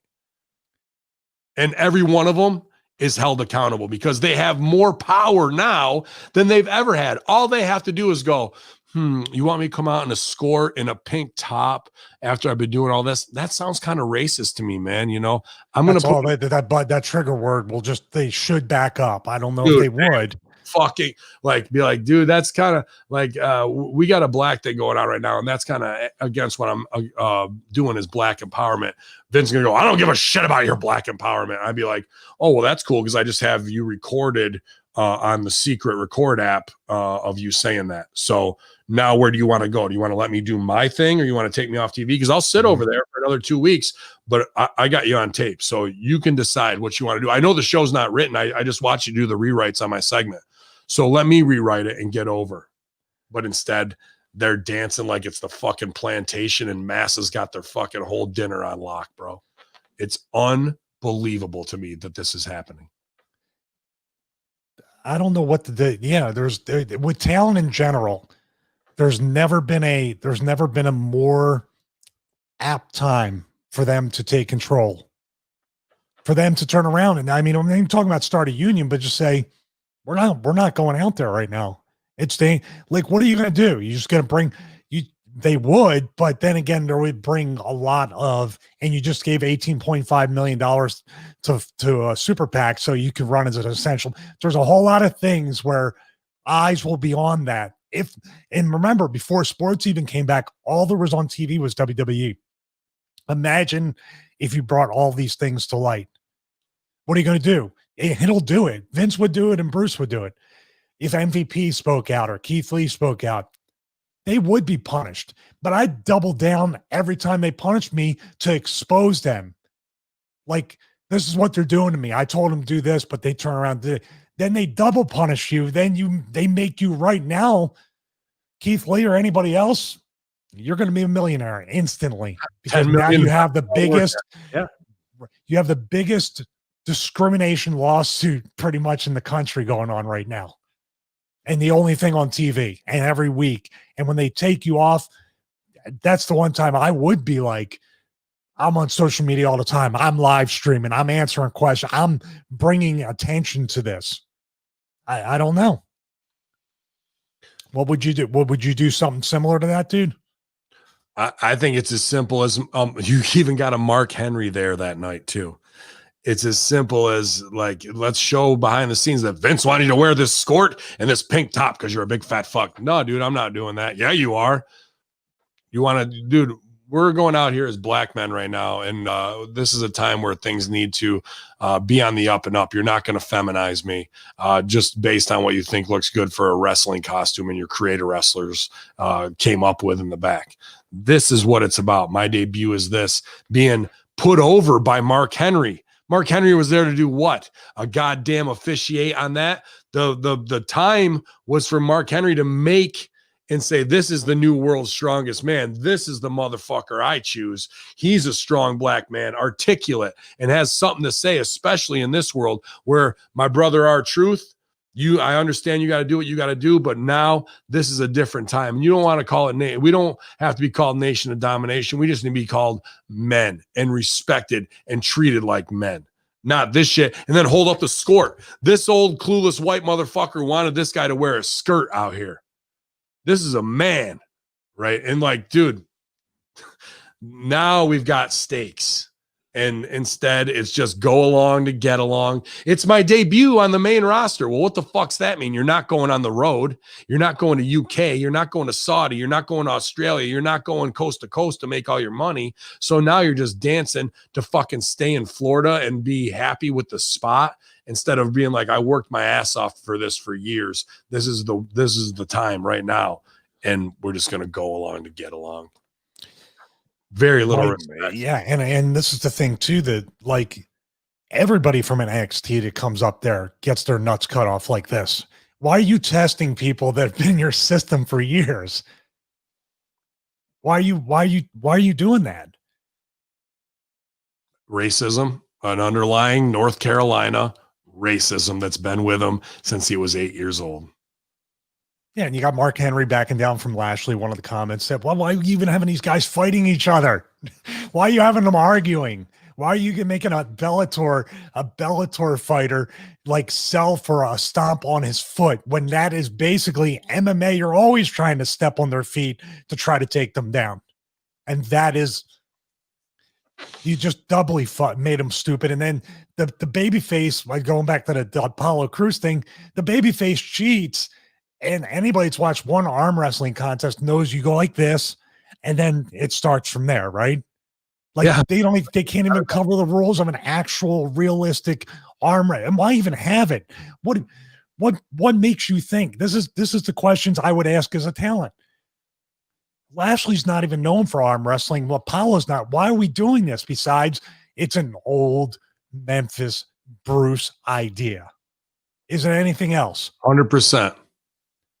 Stopping on the foot is your TL Hopper finish. Is your the KOD 5, as Cornette called them, the TL Hoppers, the Goon, all this shit. This is the level of intelligence that is put into a product you're expected to watch for 3 and 2 hours. A real standoff backstage with tensions like we're seeing in the streets of Portland with the Hurt Biz and him there, and backed up by Ford and Montez and them in a very serious, not we're saying the black things type fucking shit, and staring down Carano, Pritchard, Shane, and Vince at Gorilla going, like you hear the music and nobody's going out there, and we come backstage in a rush and they're fucking having a real racist argument, and Vince like, you're fucking going out there, I don't give a shit, that's what I pay you for. Like, fuck you, I'm not doing this and disrespecting my people, my race anymore. You're not gonna fucking make a joke. Like serious shit of these standoffs,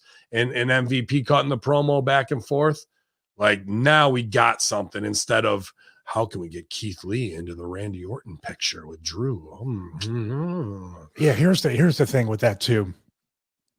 Bruce and Vince, Stephanie, even Hunter to a degree, will never put themselves in a position to be vulnerable. They'll never, we'll be saying wrestling, show their ass. Yeah. Like Vince used to do that with Austin and other people, but they will never be made to look in a bad light. That's what's hurting the business right now.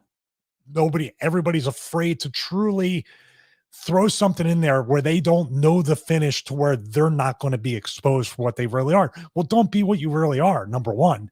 Also, this is a case where you talk about, hey, there's only 400 or 500 of them and there's 330 million of us.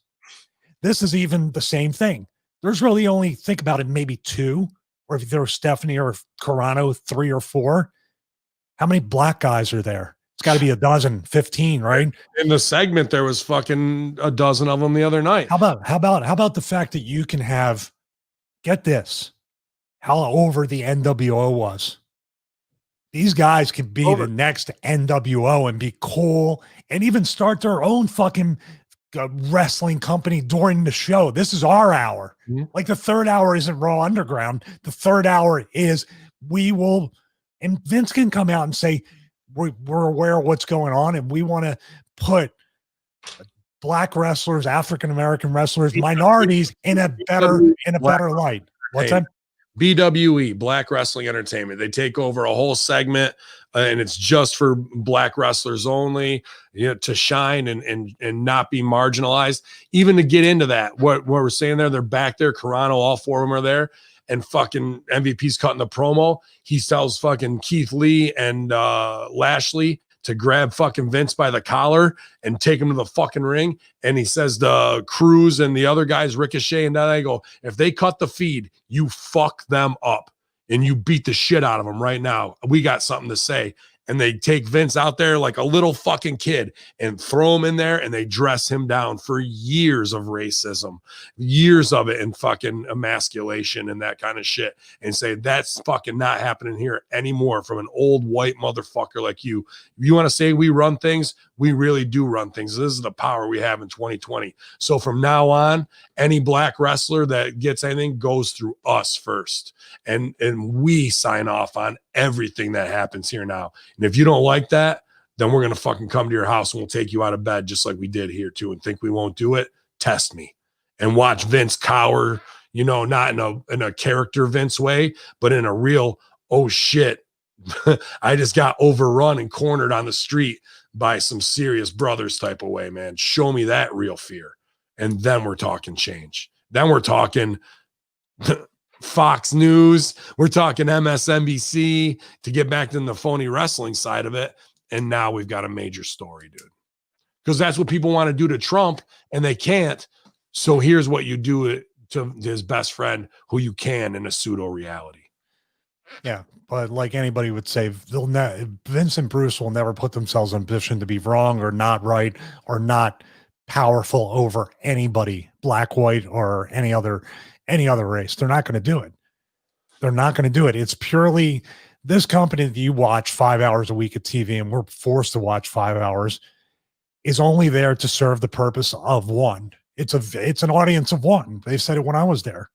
It's only to please Vince. And there's no negotiation. There's no collaborative effort. Bruce will come there, but Bruce is a political master that will play the game of bringing ideas that Vince will already like. And is that really creative? No, it doesn't matter because he's showing up at 7, and while the first hour is on, he's rewriting hour 2. So what is creative? Nothing. There is no formula, no pattern. That's why the vote of no confidence must happen.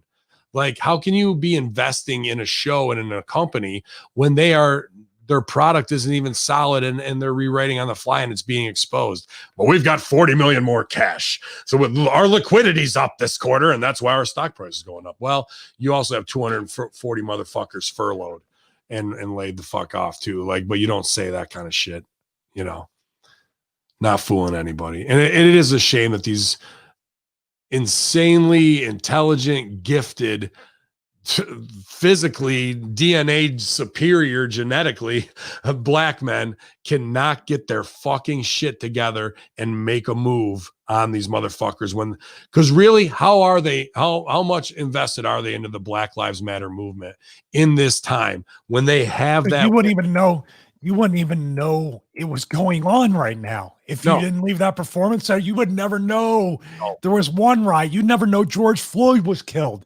You would never know that much less what's happened in Wisconsin. You wouldn't even know there's an election going on. That's a bubble. That's a legitimate bubble. This NBA bubble has nothing on the wrestling bubble, and that's the sad part. For everything that the go woke, go broke, and all this stuff and everything, the WWE has the if they looked at what's going on, you can cherry pick the stuff that isn't going to kill your company because the NBA, the NFL, and all these, they've already made the mistakes. And you can turn around and actually throw it back in all their faces and get yourself over. At the same time, I hate to be, I want to humble myself here because it's easy to shoot as the culture vulture, as I'm well known, right? But I know we have a lot of African-American, Black American brothers in the chat room and here at Hamin Media Group as affiliates. And what that, am I wrong in the way I'm seeing this? And what I'm pitching right here is that not the good. I don't want to be speaking for a race that I'm not, but I see, as a hip hop aficionado that I've been for 35 years, I've pretty much studied the Black experience of, coming through from Rodney King, LA riots, the crack epidemic of the 80s, not that I've had to live as that, but to know what the whole true story is. And I'm trying to pitch this. I don't want to be that guy on the mic, like, listen to what the white man says, what the black man should do against the other white man. There's nothing to make him look like more of an asshole than that. So I don't want to have my shit just unfounded speaking for somebody else, speaking for a group of people, group of, those who I might have it wrong. So let me know in the chat room, twitch.tv/conspiracy horseman.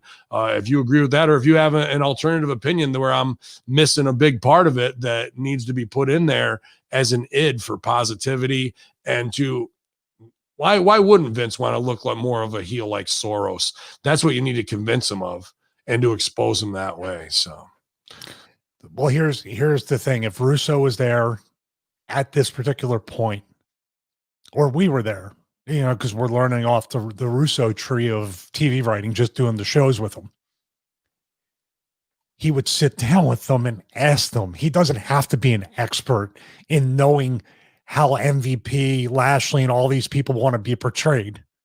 He sits down and asks them. He gets to know what he should write. That's what's missing. They're going up and handing them the scripts of what they should say. There's no two-way conversation going on here. They're saying in the chat room, you're 100% correct, but that can be avoided even too. Just essentially, you as somebody would say that as a TV writer. This is what I'm seeing what are you seeing? Or not even saying this is what I'm saying. How do you see this going down? And you take notes. And there's your storyline. There's your angle. There's your promo. There's not even a promo. All right, we need to hit these points because this is the angle we want between you and this person. Does that work? Okay, cool. You got 5 minutes. Hit these bullet points. Go out and do your thing. That's the way all of wrestling, black, white, Japanese, whatever, would be done back in the day. Society 858 says, you notice that the black clown gimmicks only went away when Russo was writing the show. I do notice that.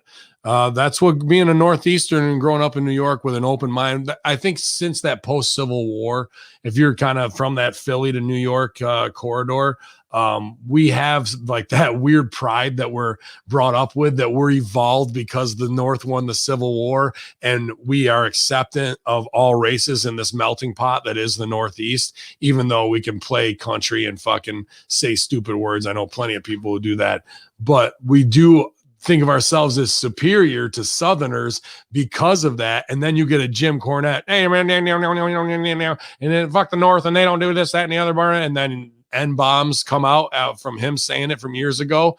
We just know that we're superior in a mindset that way. So that's kind of bred into us from school days early on. But that's why we look at and take more offense, I think, to black characters and black archetypes that don't fulfill what they absolutely should, where we have King James dominating everybody, Michael Jordan dominating everybody, but in wrestling, you're a dancing fucking minstrel act clown who has transvestite sisters and you sing Rockin' Robin and run a fucking obstacle course. Fuck off.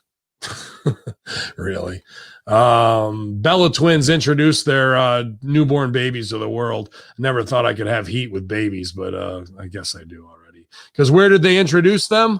On the cover of People magazine. Double baby joy. WWE wrestlers turned TV stars Nikki and Brie. Bella opened up about welcoming sons less than 1 day apart and the bond that's gotten them through some tough times.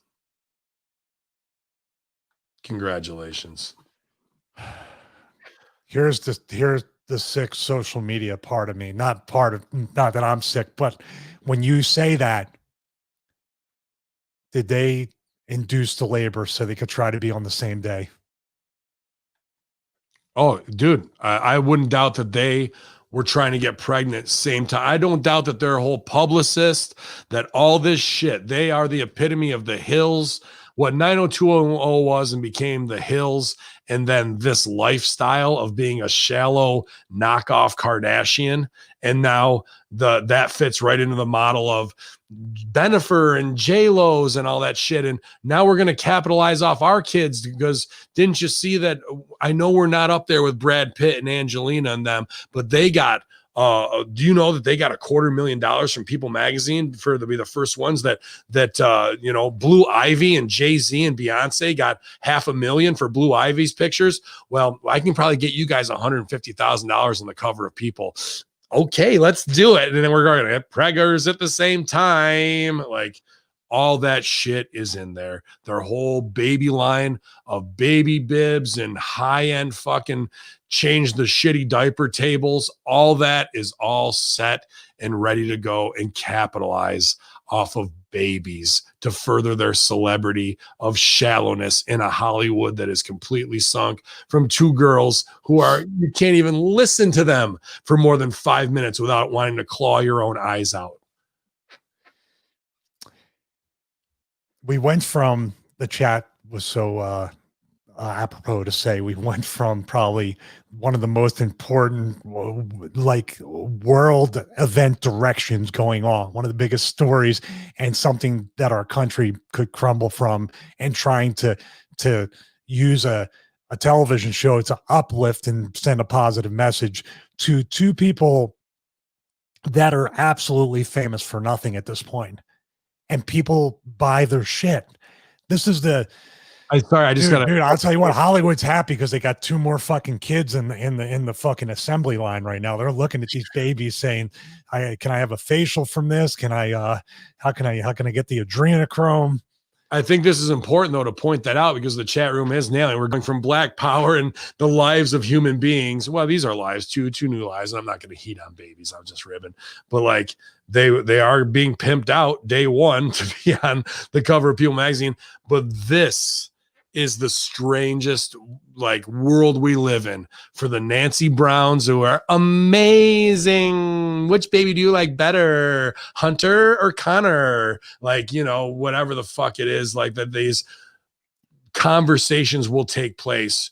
Meanwhile, people are shooting each other in the head in the streets over what's being whipped up in either way.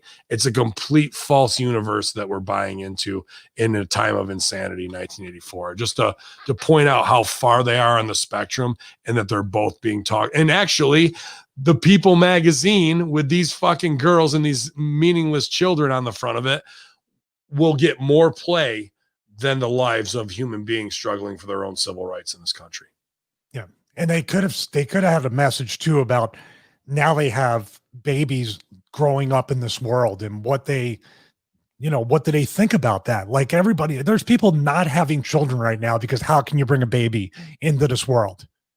How can you do that? Which could be also a very much a programmable thing that they want to do for further depopulation, right? They want to control the population because no sane person would want to raise children in this environment. But if you look at them, dude, I'm surprised, and I'm just saying speculation wise, because they seem like they're so ingrained in which way the wind blows in the Hollywood subculture and everything. I'm surprised they haven't called defund the police and said all the taglines they need to say to keep their brand going. They've been smart not to because it's turned on them a little bit. I think they're actually ahead of the curve, and there's new baby bibs coming out that say defunding the police would be amazing on there. And then one that says follow your dreams. Could you imagine? You know what? If I were either Trump or Biden and their campaign, I would try to make sure, and I would pay good money to have the Bellas speak on the opposing party's convention. Because you want to talk about, like you just said, give them 15 minutes to talk. You know, the people watching the opposing party may actually just decide to end it all right there if they get through it, or they're never going to vote for it. Not worth fighting for anymore. This is the high water mark. Never mind, guys. We've blown it. Just go do what you want for the rest of the time. In a little bit of a better accent, Wade Barrett has got some bad news for you. Wade Barrett's returning to WWE tonight on NXT. I'm afraid I've got some great news. Stu Bennett will be returning. He's back to NXT. He killed it at NWA. I'm sure that's what gave him the opportunity to get that. I know they did want him back, and just an awesome talent. Like I said, when I was at OVW, it was him and Drew McIntyre in that contingent, and another young man. I always forget his name, but he was signed, and he was a badass dude too. He wore like aviators and a fucking Tom Cruise Top Gun jacket to the ring back in the day, but he was a good looking baby face. But you know, I'm glad for Stu, definitely a man's man and a gentleman, and he killed it on NWA, and now he's back over there. I like him better than I liked Nigel's commentary for sure. Yeah, what happened to Nigel? Steve Lewington got a good shout out from Hamin Media. He was a developmental guy too. Yeah, and they were all great together, man, to be honest with you, at OVW. All good dudes, man, from UK. So what happened to Nigel? Is he still with the company? I don't know if he's just doing coaching or not, or if he was furloughed. He may be in the 240. So I didn't mind his commentary that much. He got really good in ROH, and then for some of the NXT stuff. But when you're there with Morrow, it's kind of hard. I think Morrow is probably like Joey Styles. He needs to be a one-man commentating booth. There's too much unless you have somebody that fits in well with them, but it doesn't. Morrow has so much energy, he overshadows anybody that's doing commentary with him. Yeah, does that make sense? Yeah, he's a Joey Styles one-man show. He's that good. I believe that. I don't know how you have three there again, right? So it'll be him, Barrett, and who else? Isn't one of the girls? Isn't Betha? Betha was a commentator, right? Yeah. Yes. So now you got that. Mm. And I don't like you down in my UK British accents either over there, Athers. I've had plenty to go off of. That was a pretty good Wade Barrett, even though my old roommate, Martin Evans, tickety boo, he would talk up there. So I've got a wide range of UKers to pull from, and it won't be long before I'm impersonating you as well. And you find out how stupid you sound, old Athers, tables and chairs. So they remember him with Jim Cornette and Dean Hill and OVW. Dean only got a word in whenever Jimmy needed a drink of Sprite. Yeah, a lot, man. And Dean's a hell of a commentator too. Yeah, Dean, oh, dude, and he's that Southern big boisterous. There's a lot of funny people to impersonate down there to like hear new voices, man. And I beat the shit out of Dean Hill, stabbed him in the head. It was a good time. WWE issues a statement after No, actually, I'm gonna save that one. I'm gonna save that for the end. Triggering end. Yeah. Pat McAfee on his future in professional wrestling. I'm not 100% sure. After a seriously impressive wrestling debut at Takeover Triple X, McAfee spoke about what his future in the industry is.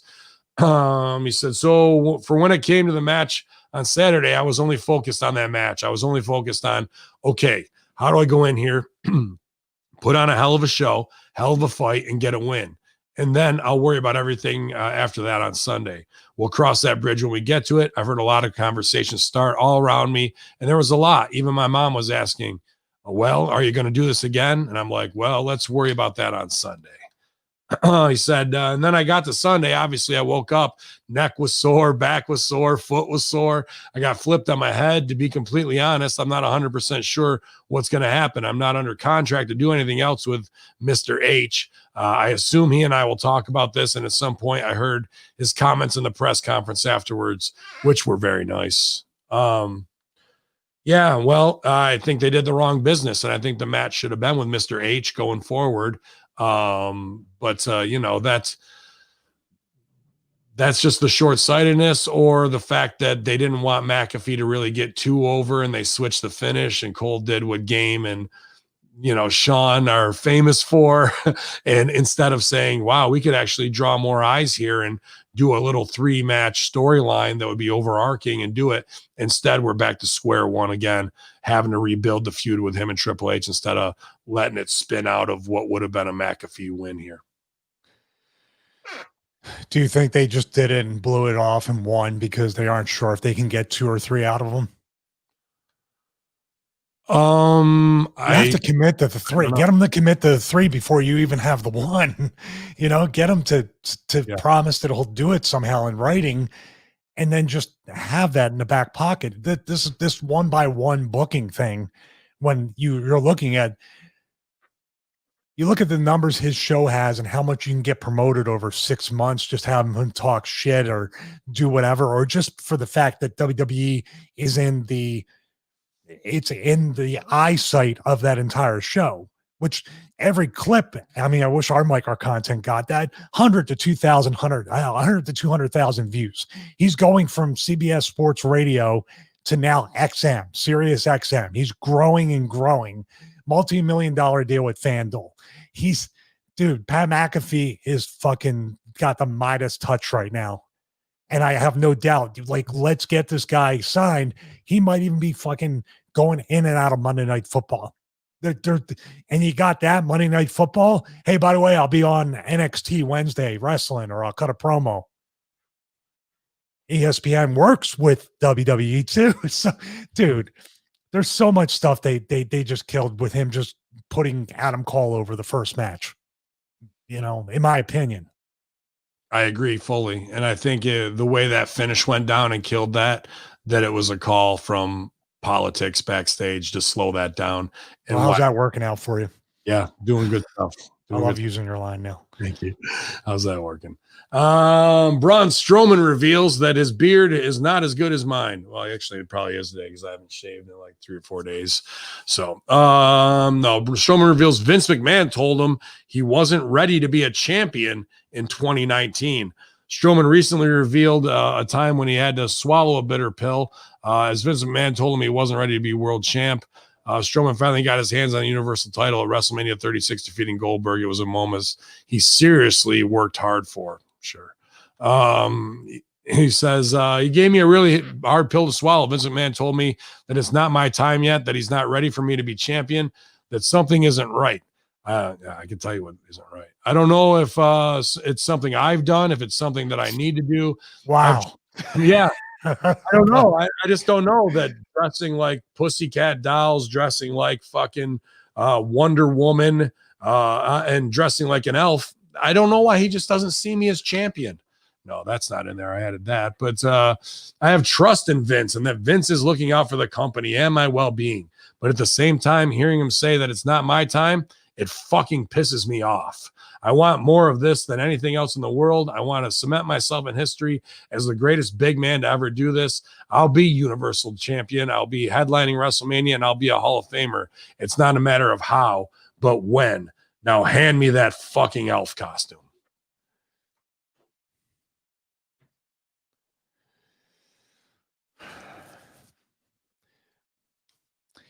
Well, Vince might not have known for a time, but I'm sure anybody that wanted to knock Braun down a notch or 8 and wanted to get themselves over, or somebody that didn't believe in him creatively, made Vince aware, like, look at this picture.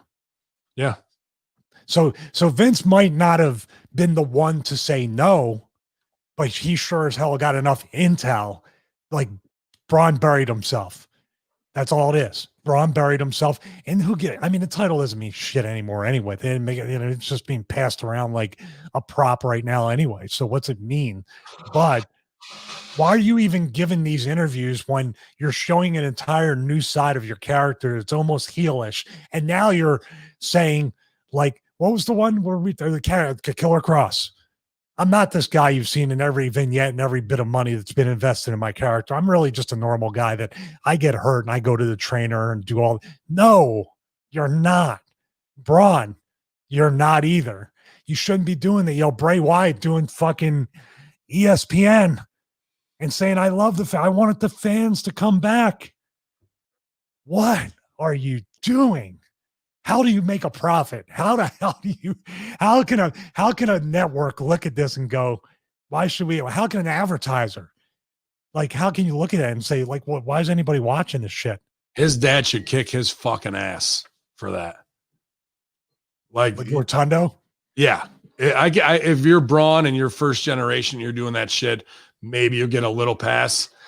Dude, you're doing the biggest character thing, and now it shows you don't give a second fuck. Biggest. This is your second. Nobody even gets a second character as over as the first. You have the second one now. I don't know. I'd say Right to Censor was pretty over after Blue World Order. Some guy money or Bray gets directly gets paid for right. How's that? But they're like not protecting it, dude. Just unreal. And then I'm the monster reborn. But Vince said I wasn't good enough to be champion, and that fucking pisses me off.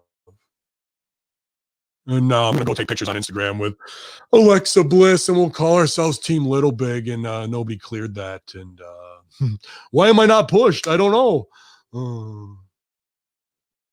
Children. WWE issues. Our final. I was going to say, I'm sure he's a nice enough guy, but you can still be nice and say, this is the only chance I really have to make this money. So I can be myself a little bit later and make money on the other end as someone outside in regular media, or why don't you just do strongman, be a strongman commentator or some kind of fucking powerlifting commentator. You could be anything, but right now you're nothing of any of those things. And it's all deserved. You deserve it. It's completely earned because you didn't protect. I love this biz, bro. Every move that you do outside of it shows that you don't protect it, that you don't give a shit, that you think you're over. And not just you, many others. You can go back through the litany of Friday locker rooms and hearing people bury themselves and not protecting the biz that they claim to be love so much and want to be a Hall of Famer in. Somebody should just make 8x10s of him in his goddamn elf outfit, the Wonder Woman, and the Pussycat Dolls one. And anytime that they are bitching about their spot or where they aren't, up it goes on your locker, taped right to it. As soon as you walk out for your entrance, I'm going to my bag. I've got half a dozen of these. Bink, it's getting taped right up on there. And who put this up? He'll come to the back after his shitty seg, look around all paranoid, tear it down, and no one will say fucking shit. Then maybe they'll get it. Then maybe. Because they're not going to get it any other way.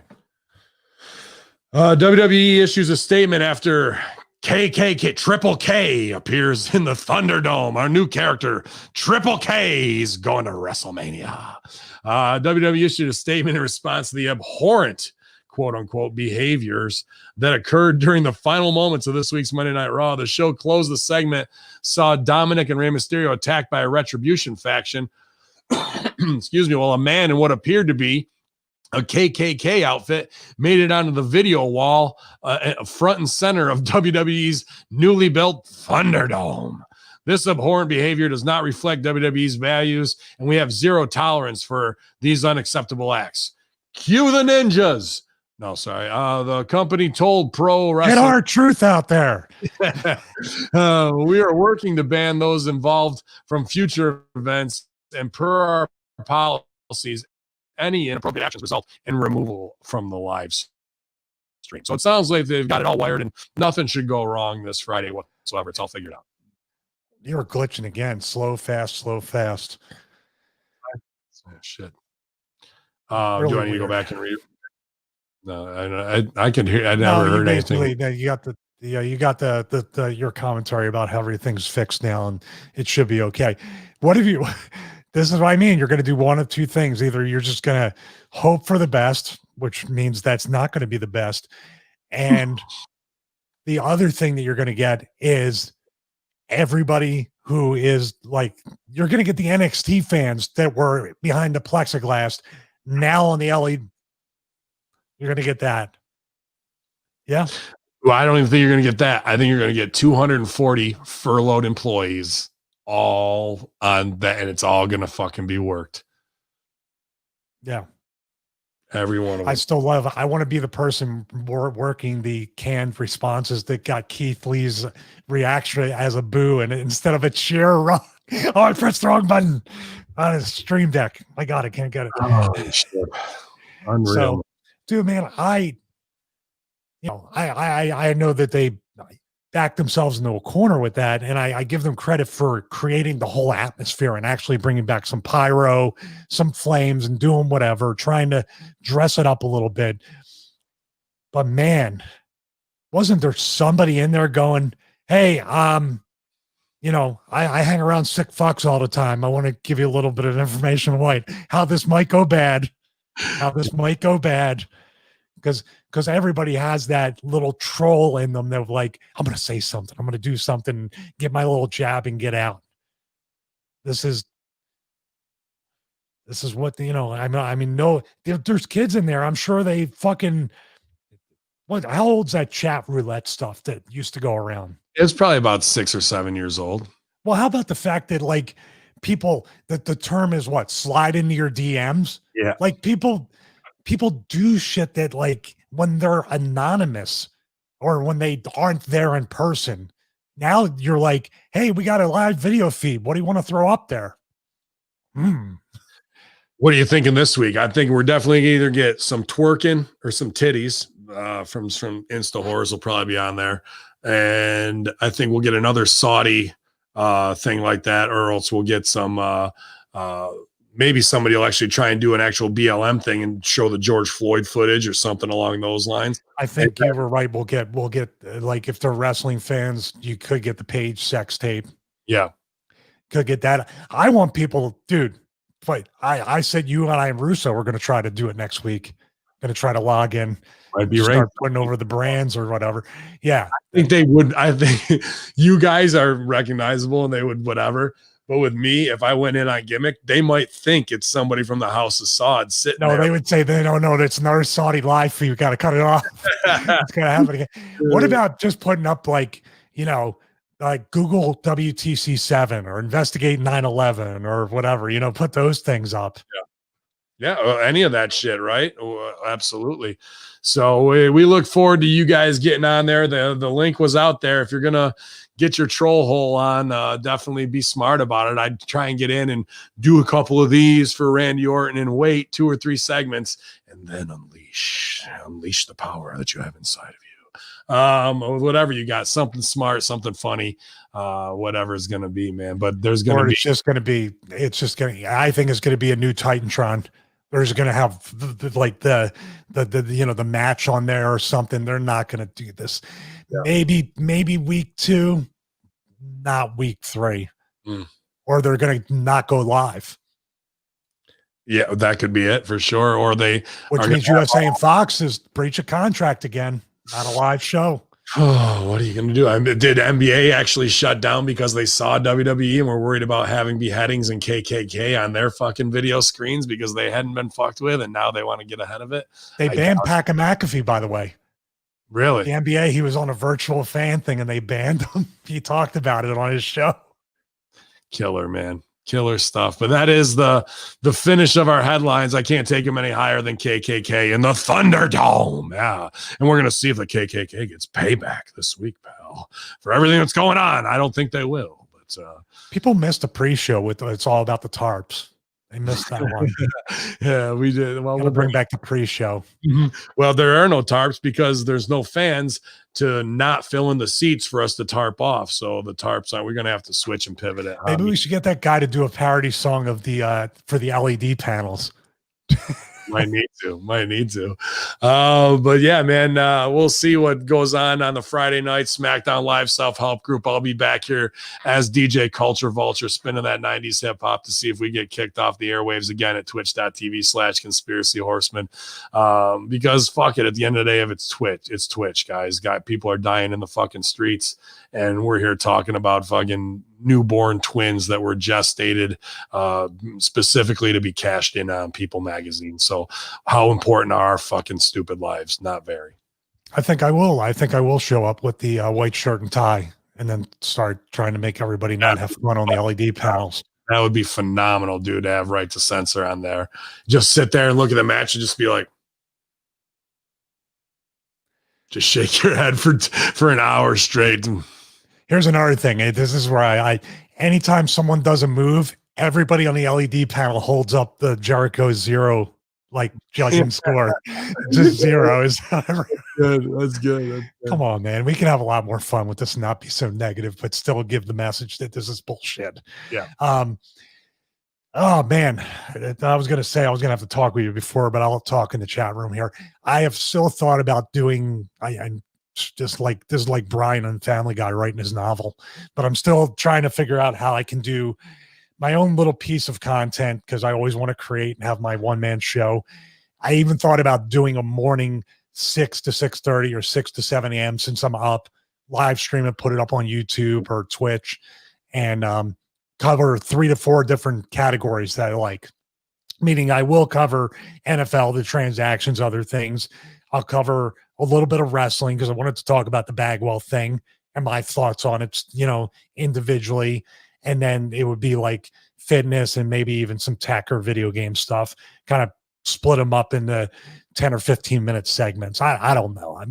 That way it's easier to produce the micro content too. I got my beginning and end points of where I can get 4 separate videos out of the full show too. Dude, the fact that you're hitting on all cylinders, man, even when things are tough, you're taking frustration or time that you're awake and you're putting it to a lot of different mediums of art. You know what I mean? Whether it's maybe when I was sending you stuff at 4 a.m. I'm fine with it, dude. Like me, I go, I'm not like, what the fuck is this guy said?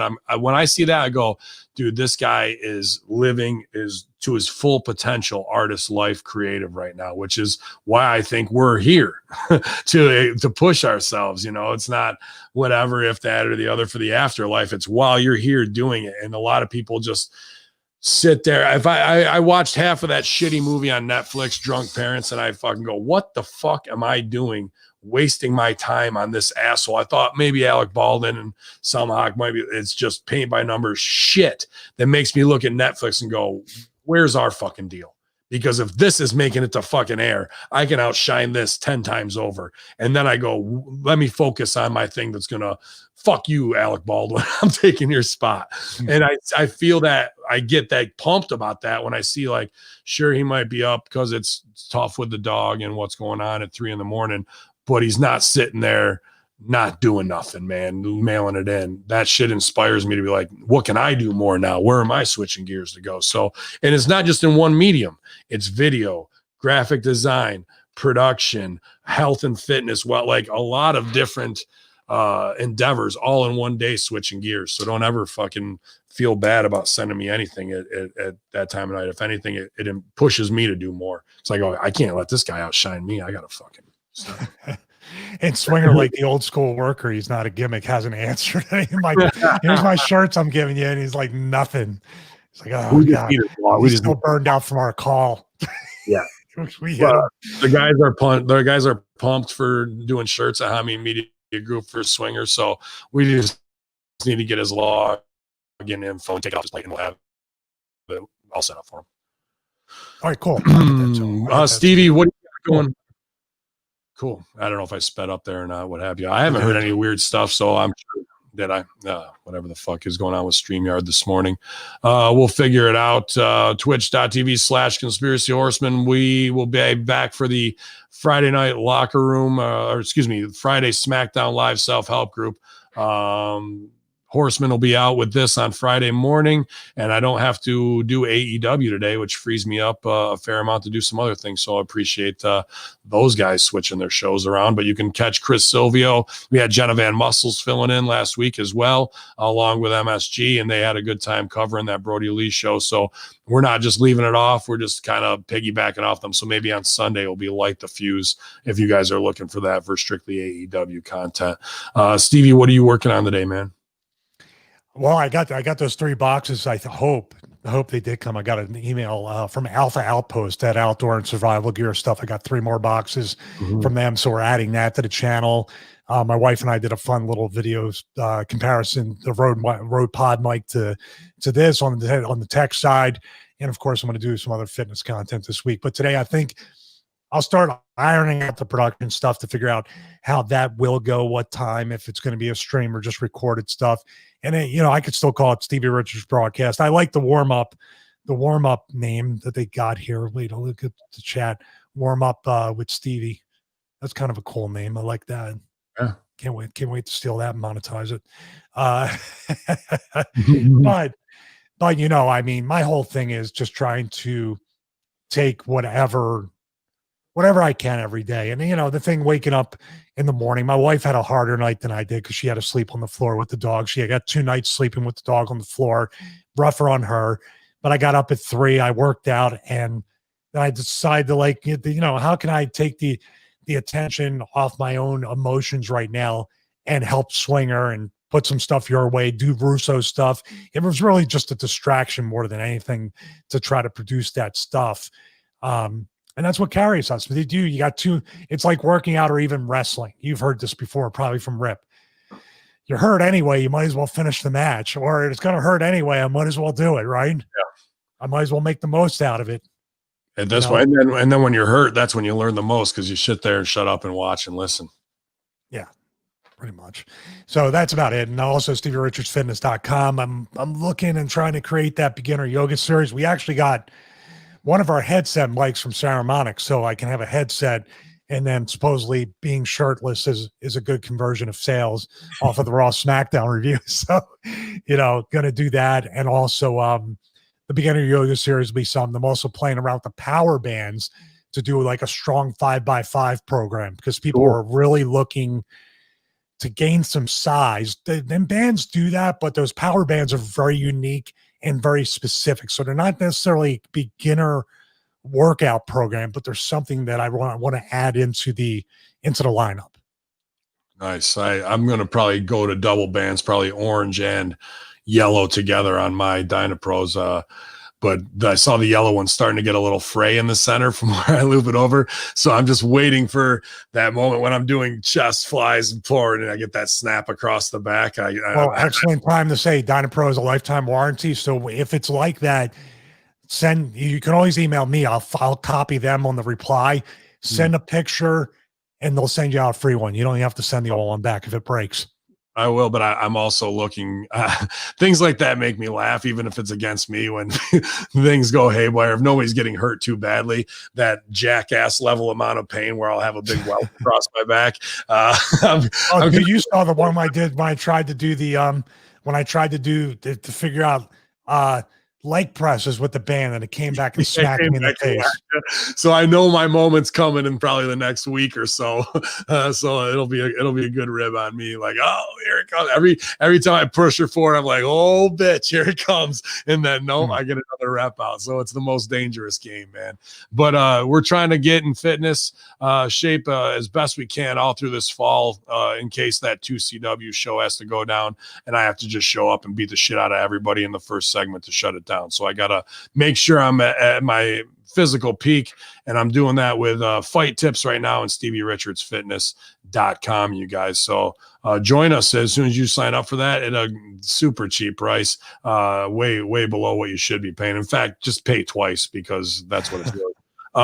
You get put into the Stevie Richards Fitness Hacker Hamin Media Group Facebook thing, and it's a good support place to just keep updating and try and motivate everybody there. And Lisa Torch is in there, and she's got a great friend of the show with her new Nash vegan cookbook. So we've got diet stuff going on as well as different fitness programs, while the gyms are just going to be another exercise, pun intended, in fucking mind control of get this app to log in, and you got to make an appointment to go to the gym, and then you're looked at while you're there in a timeline, and how dare you sweat and everything along, like everything's going to be judgment, you know it. So why fuck around and be in some mind control psyop when you can support local business, support yourself, and have a community of support behind you of like-minded thinkers who aren't going to sell for this stuff anymore. One thing we are selling is ZordosOliveOil.com, TheBroastersCoffee.com. Get that official Russo brand. I saw Troy bought another bag, and they actually sent him a Broasters shirt. So he's an official bro for Broasters right now. We're working on the 5-pound gimmick. I just talked to one of the owners of Broasters, so getting new deals done for you guys with great things to keep supporting. What else we got going? ProWrestlingTees.com/Stevie Richards/Ben Hamin. I'm going to have a new shirt up there. El Plaja just got done. I'm going to try and upload it today, so in the next day or two, hopefully Ryan will get it up there for us. The Wrong Style shirt is here, Japanese Wrong Style. So if you like working a match, a great headlock story, and then just saying fuck it and bow up and throw elbows on each other that you know sell, that's the shirt for you. So y'all infidels, we're back here. Conspiracy Horseman, twitch.tv/Conspiracy Horseman, hackerhamin.podbean.com, haminmediagroup.podbean.com. We appreciate you hanging out for the Friday locker room, and we're going to hopefully not have to watch too much wrestling this weekend. Y'all.